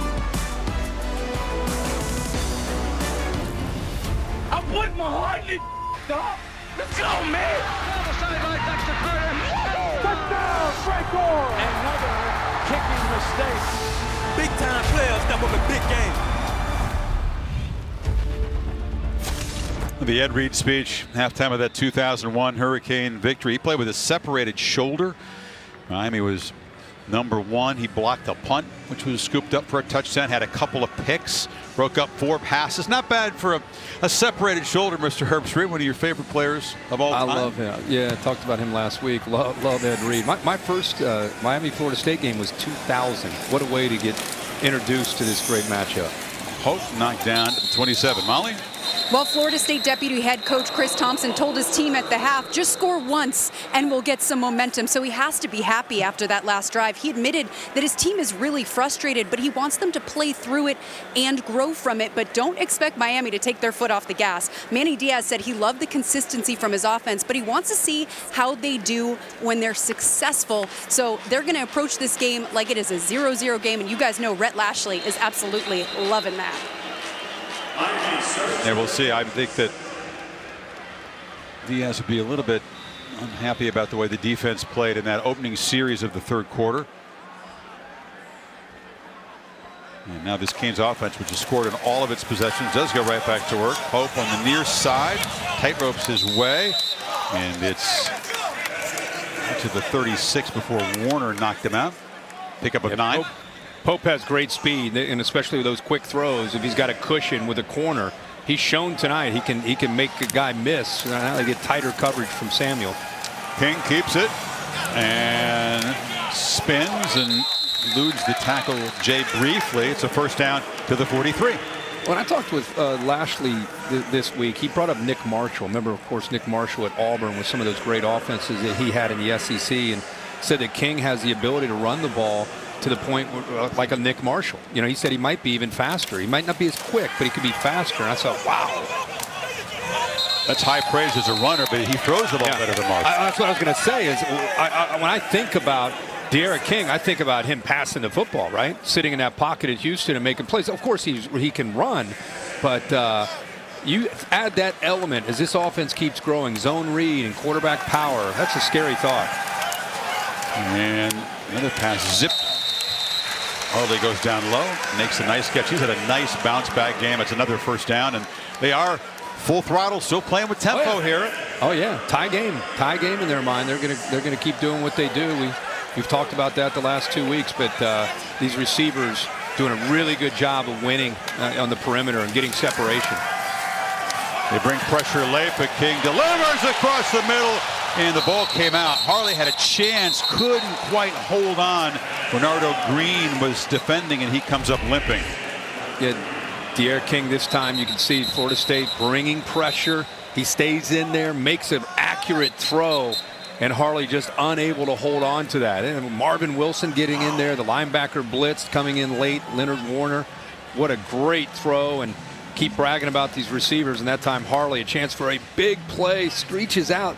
Looks like he has it. The tough part was stretching out. He did, and then he just couldn't hold on to the ball. Green, who is still down to the field, made a great hustle play to knock the ball out of his hands a split second before it would have been a catch.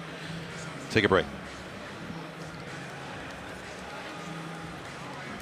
Saturday Night Football, presented by Capital One on ABC, is brought to you by Burger King, the one and only BK Flame Grilled Whopper, and Progressive Insurance. Save when you bundle auto, home, or motorcycle insurance. How about this scoreboard in the old Orange Bowl? Wide white 3, reminding Matt Munyon. Like I said, Chris, that was my introduction to Miami, Florida State. And really, after Miami trying to fight back to credibility coming out of probation, that win right there signified that Miami was back as an elite program, beating Florida State that day. Dorsey to Shockey in the final minute. Back and forth. That was a fun one. And that was just incredible. You missed the old Orange Bowl? Oh, my gosh. Absolutely.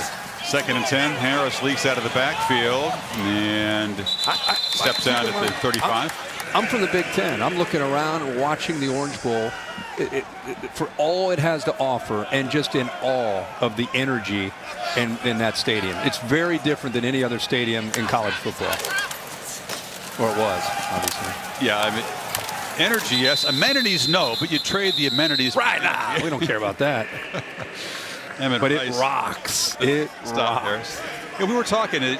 We were here a few years ago when the Canes had it rolling. Got up to high as number 2. They beat Notre Dame and Virginia Tech in front of full houses, and it kind of felt as close as it could in here to the old Orange Bowl. It's kind of a shame from the Miami perspective. There aren't more fans here tonight, capped at the 13,000 maximum. Because if you're allowed to have fans, Kirk, I'll tell you, this is the kind of game, you know, Miami, they love the Canes when they're good. They really do. It's a Dolphins town, but it's also very much a Hurricanes town, and this would be a celebratory season. If only they were allowed to tailgate and be here. A 4th down run, Knight slammed right into the line, and they're going to. Knowles had the football. Yeah, they came out with it. It was a fumble, and very late running out with the football was. I think the ball came out, Chris, before he hit the ground. At least it looked like it. It's the freshman. It's the one-way freshmen don't get more carries as they drop the ball. Short yardage. Yep, it's out. Ran into a blocker. Corey Durden down there near the bottom of the pile. So Florida State, they get a touchdown. Defense comes out. First stop of the night against this Miami offense. This is the first turnover of the year for the offense, and had a couple of Pope fumbles on punts. So the Knowles throwing the chip away down 28. Back to work. Play action. Blackman hit as he throws, and it's incomplete. And another ooh and ah. There's a shot on Warren Thompson, and a couple flags come out. Gervin Hall, the safety. Yeah, Gervin Hall looked like he may have led with his crown of his helmet. We'll have to see in the replay. Yeah, this definitely looked. There were 3 flags in the field. Everybody saw it.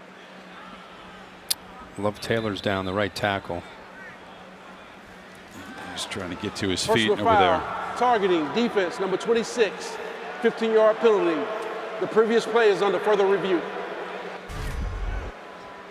And this is the kind of play they've been trying to outlaw. Thompson obviously across the middle, completely defenseless, turns around and boom. Hall really paid the price. That's as dangerous on the tackler as it is the man that he hits. Well, that's the reason they're trying to enforce this, to eliminate it and have players learn a different way. Wow, he's fortunate that he's not injured. You could really see there in that super slow-mo. Thompson, he saw it the last second, and he lowered his head almost to brace for the contact. Each of the first 2 games, Amari Carter has been flagged for targeting. Then the review took that away. It seems unlikely that they'll review this, reverse this one. That was quick. After further review, the ruling on the field is confirmed. Number 26 is disqualified. Remember, the next game for Miami after the bye week is the road trip to Clemson. And Chris, that's one of those. That's one of those where you're just happy to see 11 Thompson up and 26, even though he led with his helmet. Good to see that they're both up and okay. That was potentially a dangerous hit. That looked very scary. Blackman rolls. His chase was wanting to throw back. Now we'll just have to airmail it into the bench. Jonathan Ford chased him. Go back to that last drive for Florida State when they opened up this second half. It was a lot of quick throws, a lot of shots to McDonald, the tight end. I think he had maybe 4 attempts. He was able to come up with 3 catches, including the touchdown, and just getting the ball out of the hands of Blackman quickly. Let's see if they can try to get back into that mode on this drive. It was actually 4 catches in his first career touchdown for McDonald in that touchdown drive. And shift tight ends around to the right side of the formation and hand it back running to the left and making it cut is Tafili. And Tafili, the talented electric young freshman of St. Petersburg, they feel like he's got a big future. He's a spark that this offense is needed. Absolutely. Love that they moved the tight ends over and then brought the counter the other way with one of the tight ends with a couple of the linemen coming around to lead Philly through there. He's twitchy. He's got some good speed. Wilson on the far side. Darts for about 3. Forced down by Blades. This starting to look more like what you would have expected to see from Florida State tonight. Just the rhythm to this offense, these drives, the last couple of drives. Take some of the heat off of that offensive line by getting the ball out. Blackman pump fakes and now dumps it off to a wide open Tafili. Freshman little head fake, and he's going to be knocked down at the 5-yard line. Amari Carter wrestles him out. We're seeing number 9 make an impact in this possession now. You get into a game 38-10, and it's a good opportunity for some of the younger players to get a chance to see what they can do. And Tafili just kind of sneaks out of the backfield that time. The linebacker wasn't there to pick him up, and he had room to run. Back-to-back plays that Nine's able to get out in space. It's 180 pounds. They want him to add strength, of course, and he will, part of the developmental program for young players. But you can see the burst. You can't coach that. Well, and especially for an offense that right now, just week 2, they're searching for playmakers, searching for people. Looks like Cam Williams is down. They're searching for difference makers, guys that can win one-on-one battles. Taking a look at the Miami defensive end, and we will take a break. Depot down to Athens, Georgia. The Dogs host the Auburn Tigers, 9 o'clock Eastern on ESPN. They'll be going for David Pollock. Dog Star will have that game for you in prime time on ESPN next Saturday night. Georgia, a little bit of a slow start today, offensively especially, until they found their kind of their groove there in the second half, but still trying to figure out the offense. They figured it out late. Auburn, with all those new faces on defense, an impressive win over Kentucky. Wildcats came in inspired. Offense, number 51, 5-yard penalty, second down. Ouch, that's Bavian Johnson, the guard, and they'll back him up 5 yards. Just such a struggle. They're trying to build on this momentum, get another touchdown here, and now it's backed up to the 10. 2nd and goal.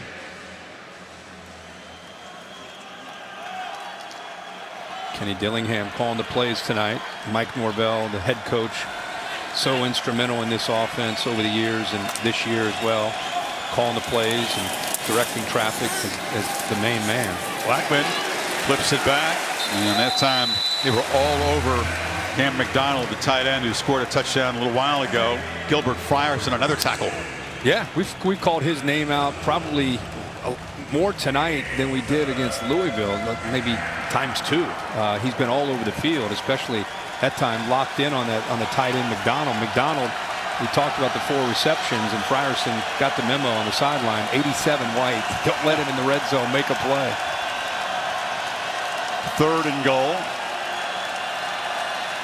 Figure that they've got a couple plays to get it.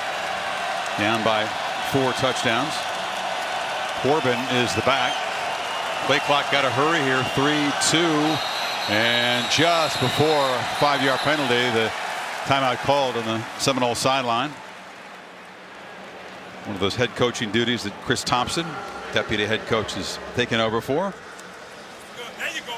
So they'll talk about the 3rd and goal. Mentioned the primetime collision on ESPN between Auburn and Georgia. Is it the 125th meeting, Marcamento, in that series? Think about that. Yeah. Century and a quarter century. Wow. ESPN College Football Primetime presented by PlayStation 5 and also on the ESPN app. That'll be fun. Always fun when those two teams get together. Seen a few games in that rivalry ringside after College Game Day was there, but it's always fun to call an SEC game when we get the chance. You know, I'm sure Mike Norvell is at home watching, obviously, and you know, when your quarterback, who's played as much as James Blackman, lets the play clock go down and just no awareness at all that the clock is going down, the sidelines had to call the timeout. Got to get locked into the small things for James Blackman. He's got to be aware of that. 3rd and goal. They bring pressure. It's picked up. Ball batted in the air, and it's intercepted in the end zone by Al Blades Jr. It was deflected by Bubba Bolden, and Blades will wear the turnover chain. Yep, Blades gets the chain, but again, this is one of those plays like we talked about when Phillips got it, and we wanted to make sure Silvera got his opportunity to be recognized. Chris, you're right, Blades with the interception, but Bubba Bolden reacting quickly. Saw him come from the left of your screen there, just darted in, showing his range and his quickness, playing in center field. Watch him be able to read this, kind of senses that slant's going to be thrown, gets in there, gets his hand on the ball, knocks it up in the air, and Blades comes up with the interception. But boy, great job by Bubba Bolden. Well, it was a flash of green darting in there, laying out, getting a hand on it. And the 4th career pick for Al Blades Jr., the legacy corner, 2nd time this season, as they break out that state of Florida turnover chain.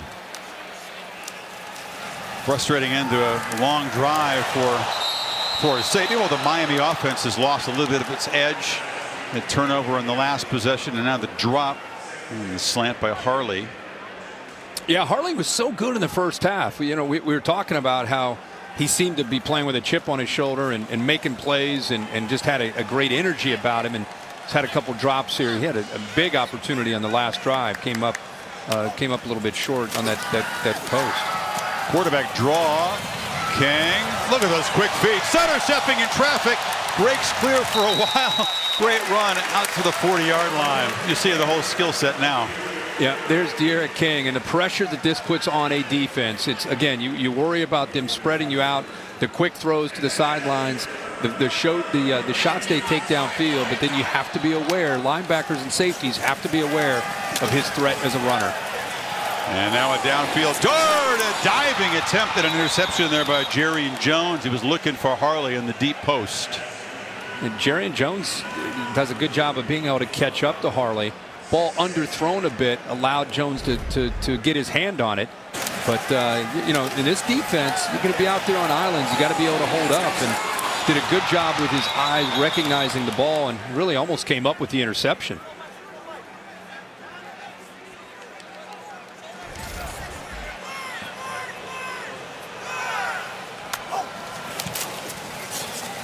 Harris on 2nd and 10 is chased to the edge. Nowhere to run as the Seminoles swarm him for a loss. Josh Griffiths and Kalen DeLoach, two backup defenders for Florida State combining. Just very, very happy to see Florida State right now battling. You know, they're down 38-10. Things could not have been any worse than 38-3, giving up 5 touchdowns and a field goal in the 6 possessions, and they could have easily gone in at halftime and came out the second half and just kind of shut down, but they've not. They've bowed up and they have battled, especially this defense, the way they played in these first couple possessions by the Canes, playing great ball. True, and some backups of the guys that are out there battling, some guys that don't get a bunch of snaps, hungry to show what they can do. It's Wiggins in the flat, and he weaves and takes a big shot. Marvin Wilson, the nose tackle, all the way downfield. So I got a chance to hit a little receiver, and he made the most of it. Big fella hustling, not just trying to make a play in the backfield. He's 20 yards downfield trying to come up with a play, and that's what you love to see, man. Just that was he led with his helmet. Maybe let's see if Phil Lamagna has an opinion on this one. And they were the previous play is on the further review. Yeah, all the Canes were pointing up at the big screen when the replay was shown here. Another look. When you see, I didn't see it in real time, but definitely on the replay. There's no question 21 does at the last minute. He dips down. He comes in with the crown of the helmet. I think replay here, stopping it's going to go with the targeting. Wow. Have another ejection. That is a lot of force. That's a 300-pound guy who had a running start and lowered the helmet on a receiver. It's really good to see D. Wiggins pop up. Full speed and hits him helmet to helmet. At 305 If I could point pounds. something out too, the difference between the ejection and a disqualification. The player earlier in the game who was for the second unsportsmanlike conduct, that was a disqualification, and the player actually does not have to leave the sideline effective this year. It was Jalen Phillips. But when you're ejected from the game, then you do need to leave the game and the sideline. Interesting. Okay, good. I wasn't aware of that, and I don't know if Miami was aware of that. Ed Reed walked Jalen Phillips to the locker room. Well, maybe coach had a high standard and wanted him out. Yeah, that's true.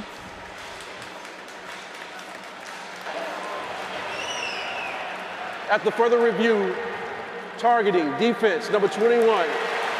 15-yard penalty from the end of the play. Automatic, first down. They're complimenting the hustle of the big man downfield, but then it is the textbook example of targeting. And he is out. Keep in mind that was a 3rd and long, and that would have set up a 4th down and about 3. Yep. Now they get the field, they get the first down after the targeting call. Penalties part of the story tonight. 11 of them for 108 yards against Florida State, which continues to be one of the most penalized teams in the country. It was a big problem last year. They were dead last in number of penalties per game, down near the bottom in yards per game. And it's been a persistent thing in recent years, and it continues to be for this team. Yeah, and again, that's a big part of what Mike Norvell is trying to clean up. And the only way you're going to do that is you're going to experience this season with a new coach and new consequences, and you hope that the players will pick it up, and if they won't, you're going to play a different group of players, and you're going to recruit a different group of players, and you're going to eventually find guys that are going to do things the right way. Chaney on the handoff. He fights hard. Look at the strength of the freshman. He was hit right at the line of scrimmage and wouldn't have it, and he's picked up about 8. Crowd here appreciates his effort. That was great leg drive. We've seen that tonight from these Miami backs, whether it's been short yardage or they get into contact. They're tough to bring down, and Chaney of the 2 true freshmen has the size of 210 pounds, and he will not be brought down very easily with arm tackles. How about this challenge for a defense? That time they gang tackle him. You got Harris in there hammering away. Then you got 2 very eager young freshmen, Knighton and Chaney, both really talented, different skill set, but fresh legs at this part of the game, wanting to make their mark. Yeah, rotating 3 backs, especially in that humidity, such an advantage. Durden out there chirping quite a bit, 16. Love to see the officials get a hold of that and control that. 4th down, they need a long yard here. And picking it up easily is Chaney, still fighting. He's not backing off on the throttle at all. Brendan Grant brought him down, but number 2 wants to find the end zone. Yeah, every time he gets the football in his hands, he runs with a purpose. And that's one of the things that's great, Chris, when you have 3 guys that are capable, and they all cheer for each other, but they all want an opportunity. When they do get their opportunity, they're obviously trying to separate themselves from the other 2, so they're running with purpose every time they get out there. Harris, Florida State. Harris subbed in for Cheney. The Noles were trying to get organized. They flip it to Pope on the perimeter. They were allowed to substitute because Miami did, but they were still running guys off the field when the ball was snapped. Yeah, a lot of confusion there. You see Marvin Wilson. I thought he was ejected. He's up at the top of the screen there at the 15-yard line with his helmet off, trying to encourage his defense. But after what Bill said, I thought he had to be removed from the sideline. Actually, with targeting, you're allowed to. You don't have to have the walk of shame. You're actually allowed to stay on the sideline this year. Okay. Well, that's good. He's out there trying to keep his defense. I think it was. We used to drew a 10 when a guy would get ejected for targeting in the home. They would get applauded. It would draw attention to it. It's. I don't know if that was the reason they changed the rule, but he's allowed to now stay out there. From the 9, 2nd and 6. Harris picks his way and looking for the hat trick, knocked down by Grant at the 5. Very different drive, right? You know, we've seen King with the big plays. We've seen him throwing the football so many times, spreading things out. This time, they especially these last 3 or 4 plays, they're relying more on the ground game and that offensive line and Harris and Cheney.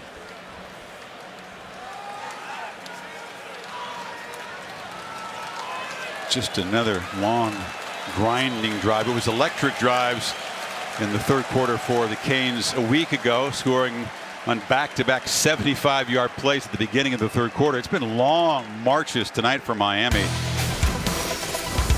71 plays for the Canes. They are threatening again to add to the lead at the end of 3 here. 38-10. Back after this message and a word from your local ABC station.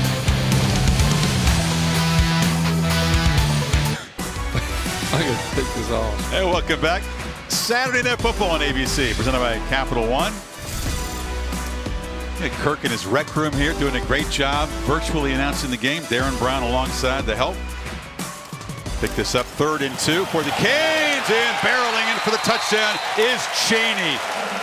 And he earned that touchdown. He was a tough runner throughout the drive. And the Dade County stud from a year ago builds the lead. And go back to the targeting call and that 3rd and long. Marvin Wilson on a hustle play just lowered his head, gave the Canes a first down, kept the drive alive, and eventually Cheney puts it in. That is a name, if you aren't familiar with Miami football, Donald Cheney is a name you're going to want to remember for not just this year, but the coming years. This true freshman will be a star in this offense. A couple touchdowns tonight for him. He was Knighton, showing what he could do a week ago in Louisville with a couple of touchdowns. They are set at the running back position in Miami for the future. To Kevin Nagandi.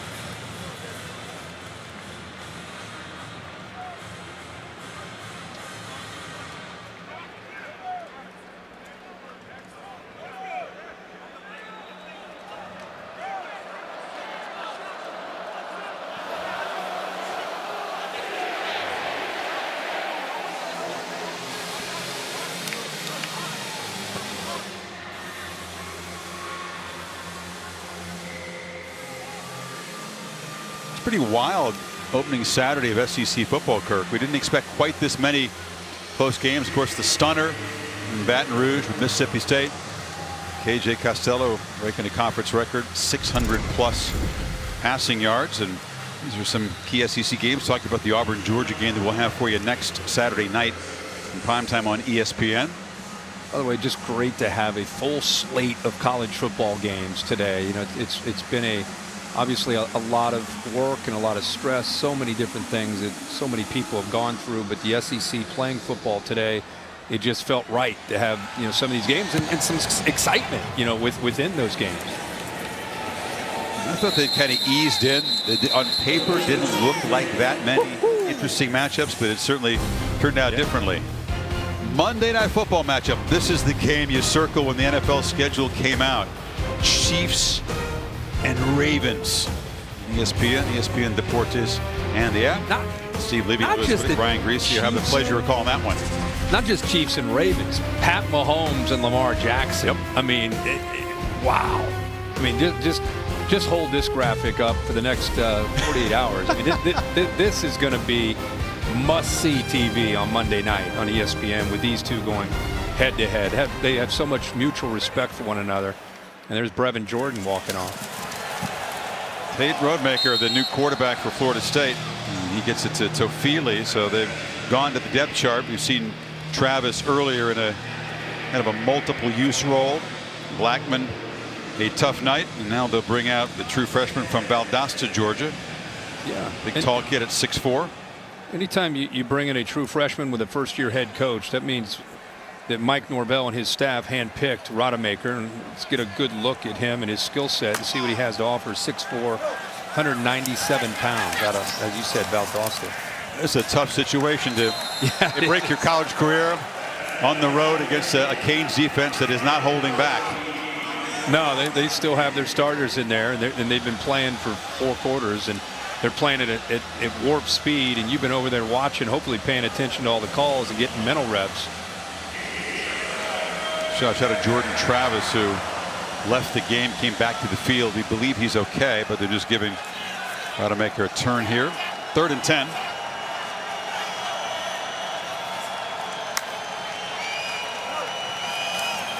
Canes don't bring pressure, and the true freshman escapes the pocket and delivers a throw. Good job. That's a nice conversion.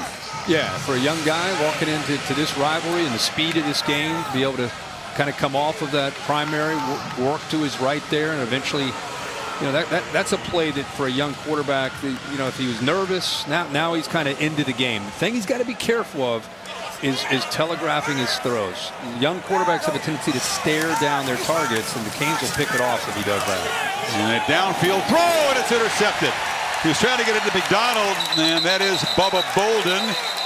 He's been a big playmaker for this offense tonight. Remember, got a hand on the ball that Blades intercepted. Now he's got a pick of his own, and there's a flag down back in the offensive backfield. He brought the safety over. We were just talking about staring at your receiver, and he looked to the right. Bolden was hanging back at the safety, and it brought him over. Offense number 87 was covered up. The penalty is declined. Result of the play is an interception. First down, Miami. So Bolden gets an assist and an interception, now has one of his own, and the man who was a huge part of the success for Miami and Louisville having another big night tonight. Break out the chain again. Canes back on offense, up 45-10.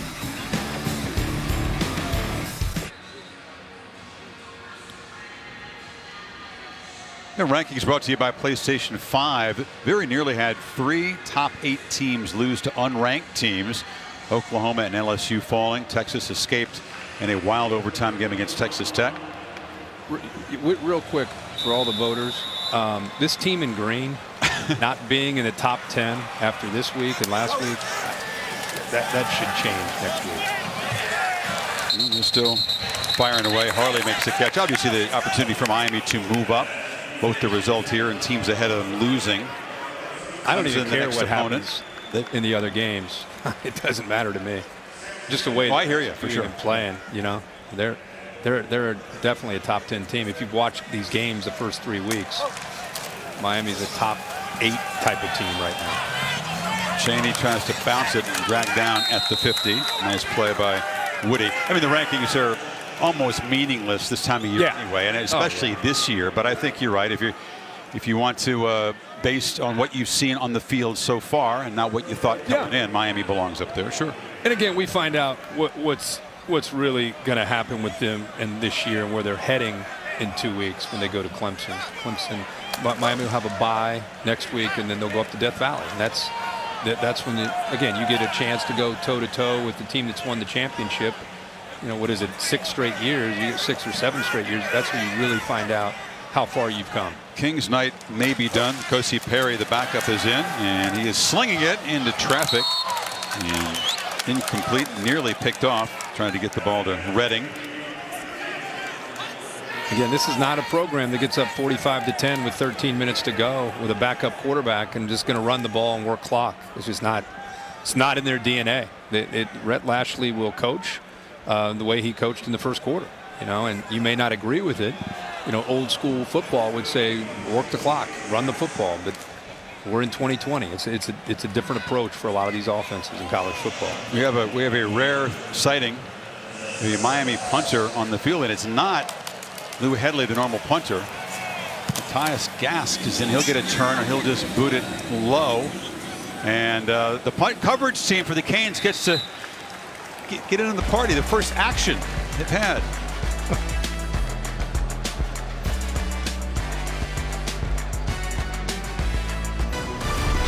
Saturday Night Football on ABC is presented by Capital One. What's in your wallet? And in part by Pacific Life. More than 150 years strong. Trust in your tomorrow. Oh, come on. Billy Bennell. It hasn't been a tough enough night for the Knowles fans already to show wide right 1 and 2. Misses by Jerry Thomas and Dan Mowry against the Hurricanes. Back-to-back painful years. memories. Yeah, painful memories for Florida State fans. Different kind of pain tonight. 3 different Seminole quarterbacks have thrown interceptions. Tate Rodemaker, the true freshman, and George is still back in there as they take over from the 13. And up inside, Tofili trying to get to the edge, shows the speed and darts out. A couple yards short of the marker. No, they'll move it. He did get a first down. He's looked really good in this second half. You know, he's had 3 times off the top of my head I can remember him getting the football in his hands, and it just feels a little bit different when he gets the football. And the coaches told us this week that they want to find different ways to get him the ball.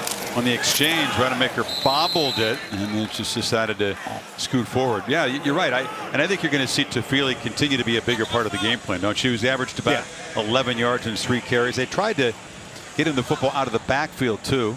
He's been targeted a few times, caught a couple passes. Absolutely. Yeah. Right now, again, week 2, they're new head coach, first year. He's searching to find out who he can count on, who can make plays for them in this offense. You know, the tough thing that I would just add is this offensive line has been a problem for about 7 years, 8 years. I mean, it's not like this is a new problem for Florida State. Mike Norvell and his staff inherited this, and they're just trying to figure out how do you call plays when you're losing the battle at the line of scrimmage against a team like Miami. You got to come up with a plan first to be able to deal with that.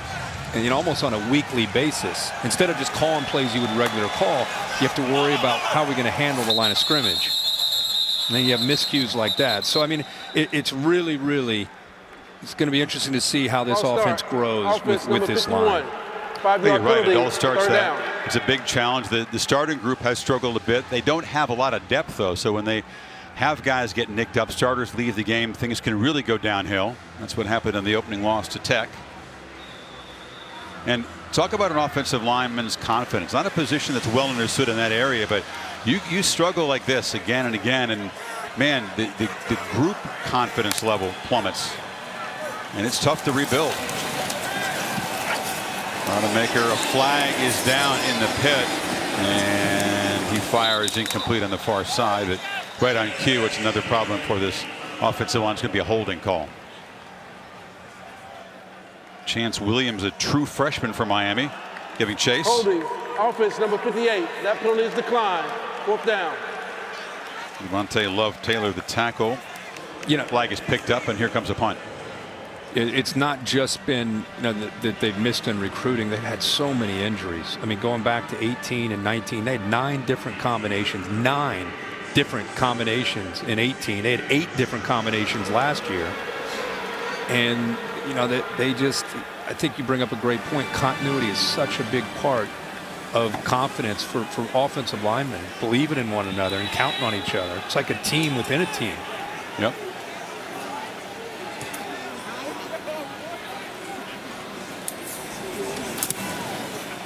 As Germano collects the low snap and gets a spiral boot. It's a very good one, bouncing, and a risky play.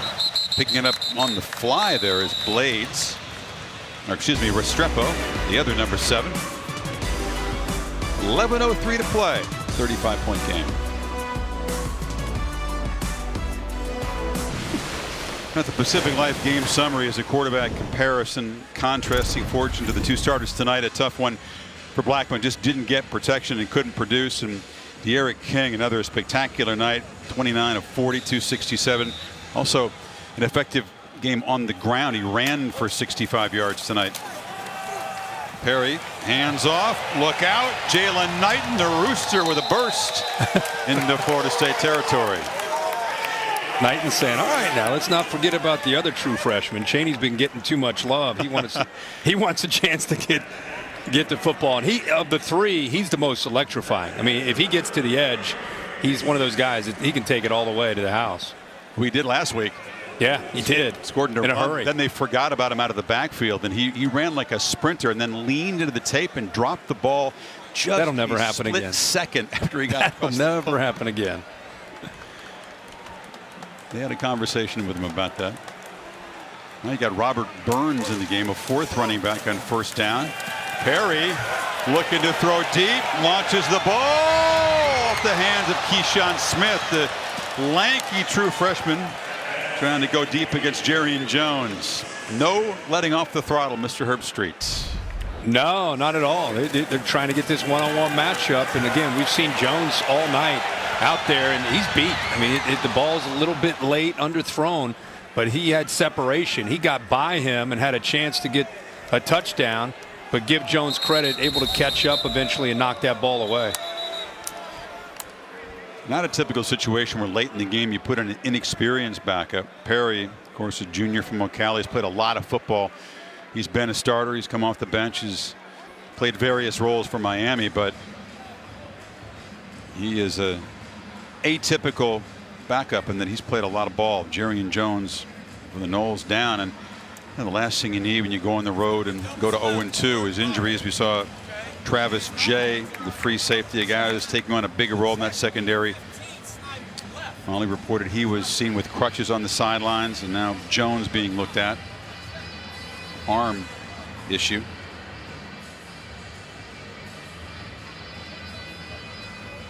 Now this is a real test of adversity. Mike Norvell said he had a chance to be an example to his team going through what he's going through. Unable to be here, coaching virtually. It's a stress and a strain on the system. Everybody has contingency plans. We have to put them in place, and your head coach isn't here, and now this team's going to head back home 0-2 with a very difficult path ahead, and they're going to have to lean on each other. And this is going to be a test of the culture that he's trying to rebuild in Tallahassee. This was the last chance for the Noles seniors to beat the Canes. It's going to be 4 losses in a row. Perry flips it out. Burns has some space and is wrestled down inside the 30 by Dix. More fresh legs come in there for Miami. Yeah, just what Florida State's defense wants to see, right? Burns hadn't been on the field much at all. In fact, that might have been his first play, a chance to catch the football and make some productive yards. But again, Lashley is not letting up with the backup Perry in. Burns, another local guy who's carried the ball in the past, but now he's overshadowed by Harris and the 2 freshmen, so he's eager to make a mark here.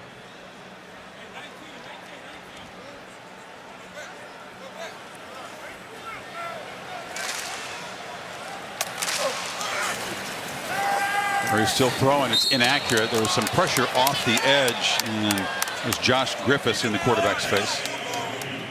Rhett Lashley is kind of become the last 2 weeks he's become almost a household name with the way this offense is executed with De'Ara King. And through our prep week, throughout our week this week in prepping, he mentioned I have twins and he has twins. He has 10-year-old twins, Hudson and Thomas, and they're huge college football fans and big college game day fans. So I told him, if we got a chance, Chris and I'll say hello. So fellas, hope you're enjoying watching Dad do his thing again tonight. How could they not? Dad comes home in a great mood. The whole family's in a great mood. Exactly. You got a bye week to hang out with the family, start game planning for Clemson. Life is good for the Lashley household, right? Yeah, no doubt. No doubt. And I'm not trying to encourage him to leave Miami in the future, but there's a future head coach, in a few years. I mean, I don't know when, but I'm already getting texts, Kirk, from my Hurricane fans. Great job. Can we keep him now? They're already exactly what you're talking about. He's too good. They're going to come after him. Yeah, no doubt. Just relax and enjoy what you got this year. Exactly. But some guys, when you talk to them, they just have that vibe to them. Young assistants and coordinators. He's got that vibe. Big time. Burns barrels down inside the 15. And Miami looking to go over the half 100. They haven't scored even 30 on Florida State in a while in this rivalry. Going back more than a decade. They got over that in the first half. And now the backups in there for the Hurricanes trying to grab those rings. Yeah, again, I keep going back to when Norvell left Memphis to take this job. You know, it's a big job and a big opportunity. He knew what he was facing. He knew that this was going to take, you know, some time to build up to what the expectations are. And I think Florida State fans need to understand that too. Perry keeps it and is knocked down hard. You know, you have that culture change. Willie Taggart recruits. They had 4 Seminoles enter the transfer portal after the loss to Georgia Tech in the 2 weeks between then and now. It's a concern. Not all of them frontline players, of course, but it does hurt the depth, and it's a morale challenge, wouldn't you say, at this point, especially coming off this game? Yeah. Shot there at Jay on the sidelines with those crutches. Absolutely, and I think that if you're Mike and this staff, you're talking about a kind of a visual of the future, an image of what this getting back to the glory years, and it can't happen in the snap of a finger. It's going to take time to do it the right way, where it has staying power, and you got to go out and recruit not just great 5-star players. You got to go recruit character, and you got to go find competitors and guys that will take pride in trying to build that up, and that being part of their legacy, bringing Florida State back. And right now, if I were recruiting for Florida State, I'd be looking for guys in that state that love football and they're not afraid of the challenge, and not just looking for guys that run fast in the 40 and they go to the Elite 11 and all the different all-star camps. I'm looking for guys that want to play ball and want to work. If they have talent, it's also good, though, right? Of course. Perry flips it over the middle. Wide open for a touchdown is Michael Redding III, and the true freshman with his first career touchdown. This feels pretty good for Perry, too. Yeah, Perry, exactly. And Perry will be in a battle next year with Van Dyke to see who will become the quarterback to replace King. But nice to see the freshman Redding get a touchdown. And once again, no matter where they are on the field, they're going to try to get the linebackers and safeties with their eyes in the backfield and make them pay for it. And that's what they did there. Well, they got Camden Price, Borregales as backup, the chance to get on the score sheet here with the PAT. And he knocks it through. The most points scored by either team in this series. It's a new record, 52-10.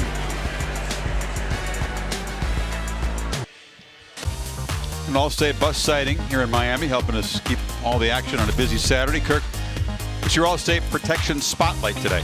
Well, there's a lot of choices. We're going to go with Bubba Bolden here, protecting the red zone and trying to make a play. Watch how quickly he reads this slant, darts through, gets his hand on it. Al Blades comes up with the interception. Talks about a young quarterback. You read his eyes. He's going to lead you to the ball, playing center field. Reads his eyes, protects that football, comes up with a big-time interception. Bubba Bolden having a great game after coming back into the film room after, I thought, a pretty good game last week and saying he wanted to play better. He did. He's telling his mom happy birthday. That was nice. Get the whiteboard out there. You wore the turnover chain, but the emphasis was on the happy birthday to mom. Absolutely. Very cool. The touchback from Borregales. Well, tomorrow night on ESPN, Game 6 of the Eastern Conference Finals. Celtics battle, tightened it up. Miami still leads 3-2. So down there at the Clevelander on South Beach, I have the TVs all tuned in. NBA countdown at 6:30. The NBA bubble about 3 hours north of here up in Orlando. Best of sevens have a totally different feel in these playoffs. You know, no go back and forth, no home court. Yeah. We've never seen playoffs quite like it, and it's been interesting. Very competitive series. I don't know if you follow Major League Baseball, but the postseason starts. A team out of Cincinnati made it into the postseason. All you need is a 60-game season every year, and the Reds are contenders. Oh man, it's been a long 6 years. They made it. They made that. So I'm excited. I love postseason baseball. So, but we got 8 teams in both leagues going to postseason. Yeah, local team here. Marlins got in there. Congrats to Derek Jeter.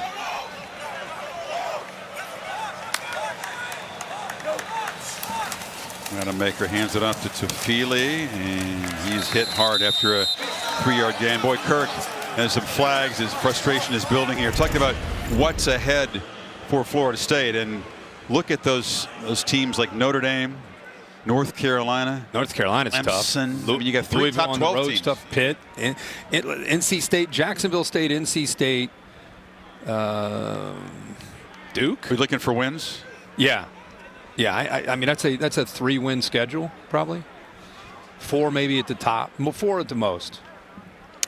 Well, that would not be the kind of rookie year that Mike Norvell and the staff looking for. You're saying that's not the ceiling. That's just what you're. I was just looking. That's what I think. And again, to me, it's not the amount of wins that a first-year head coach that is basically trying to steer the Titanic to get this program back to what it once was.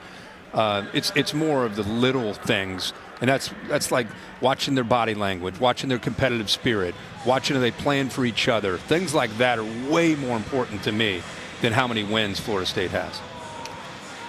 Jeffrey Huff there in consultation with Diaz. 2 unsportsmanlike conduct penalties, 1 on each team. So first down. Final 6 minutes. Is working on the ground game. Tofili getting busy as a sign of things to come. I feel like he might be perhaps the featured runner in this offense as they head into that gauntlet of a schedule.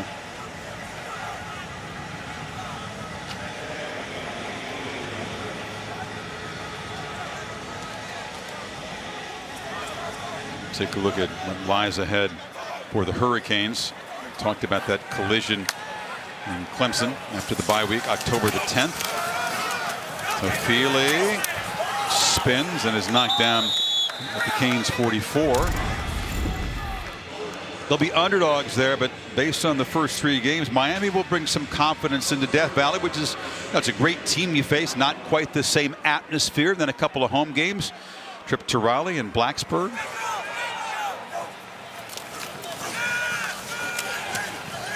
Low throw, far side, and it's Williamson knocked out a couple yards short of the marker.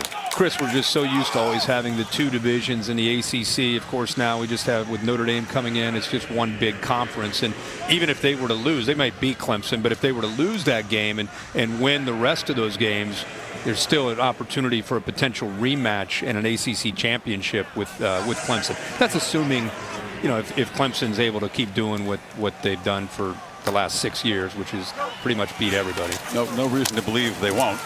No, not at all. They don't play Notre Dame, the Hurricanes.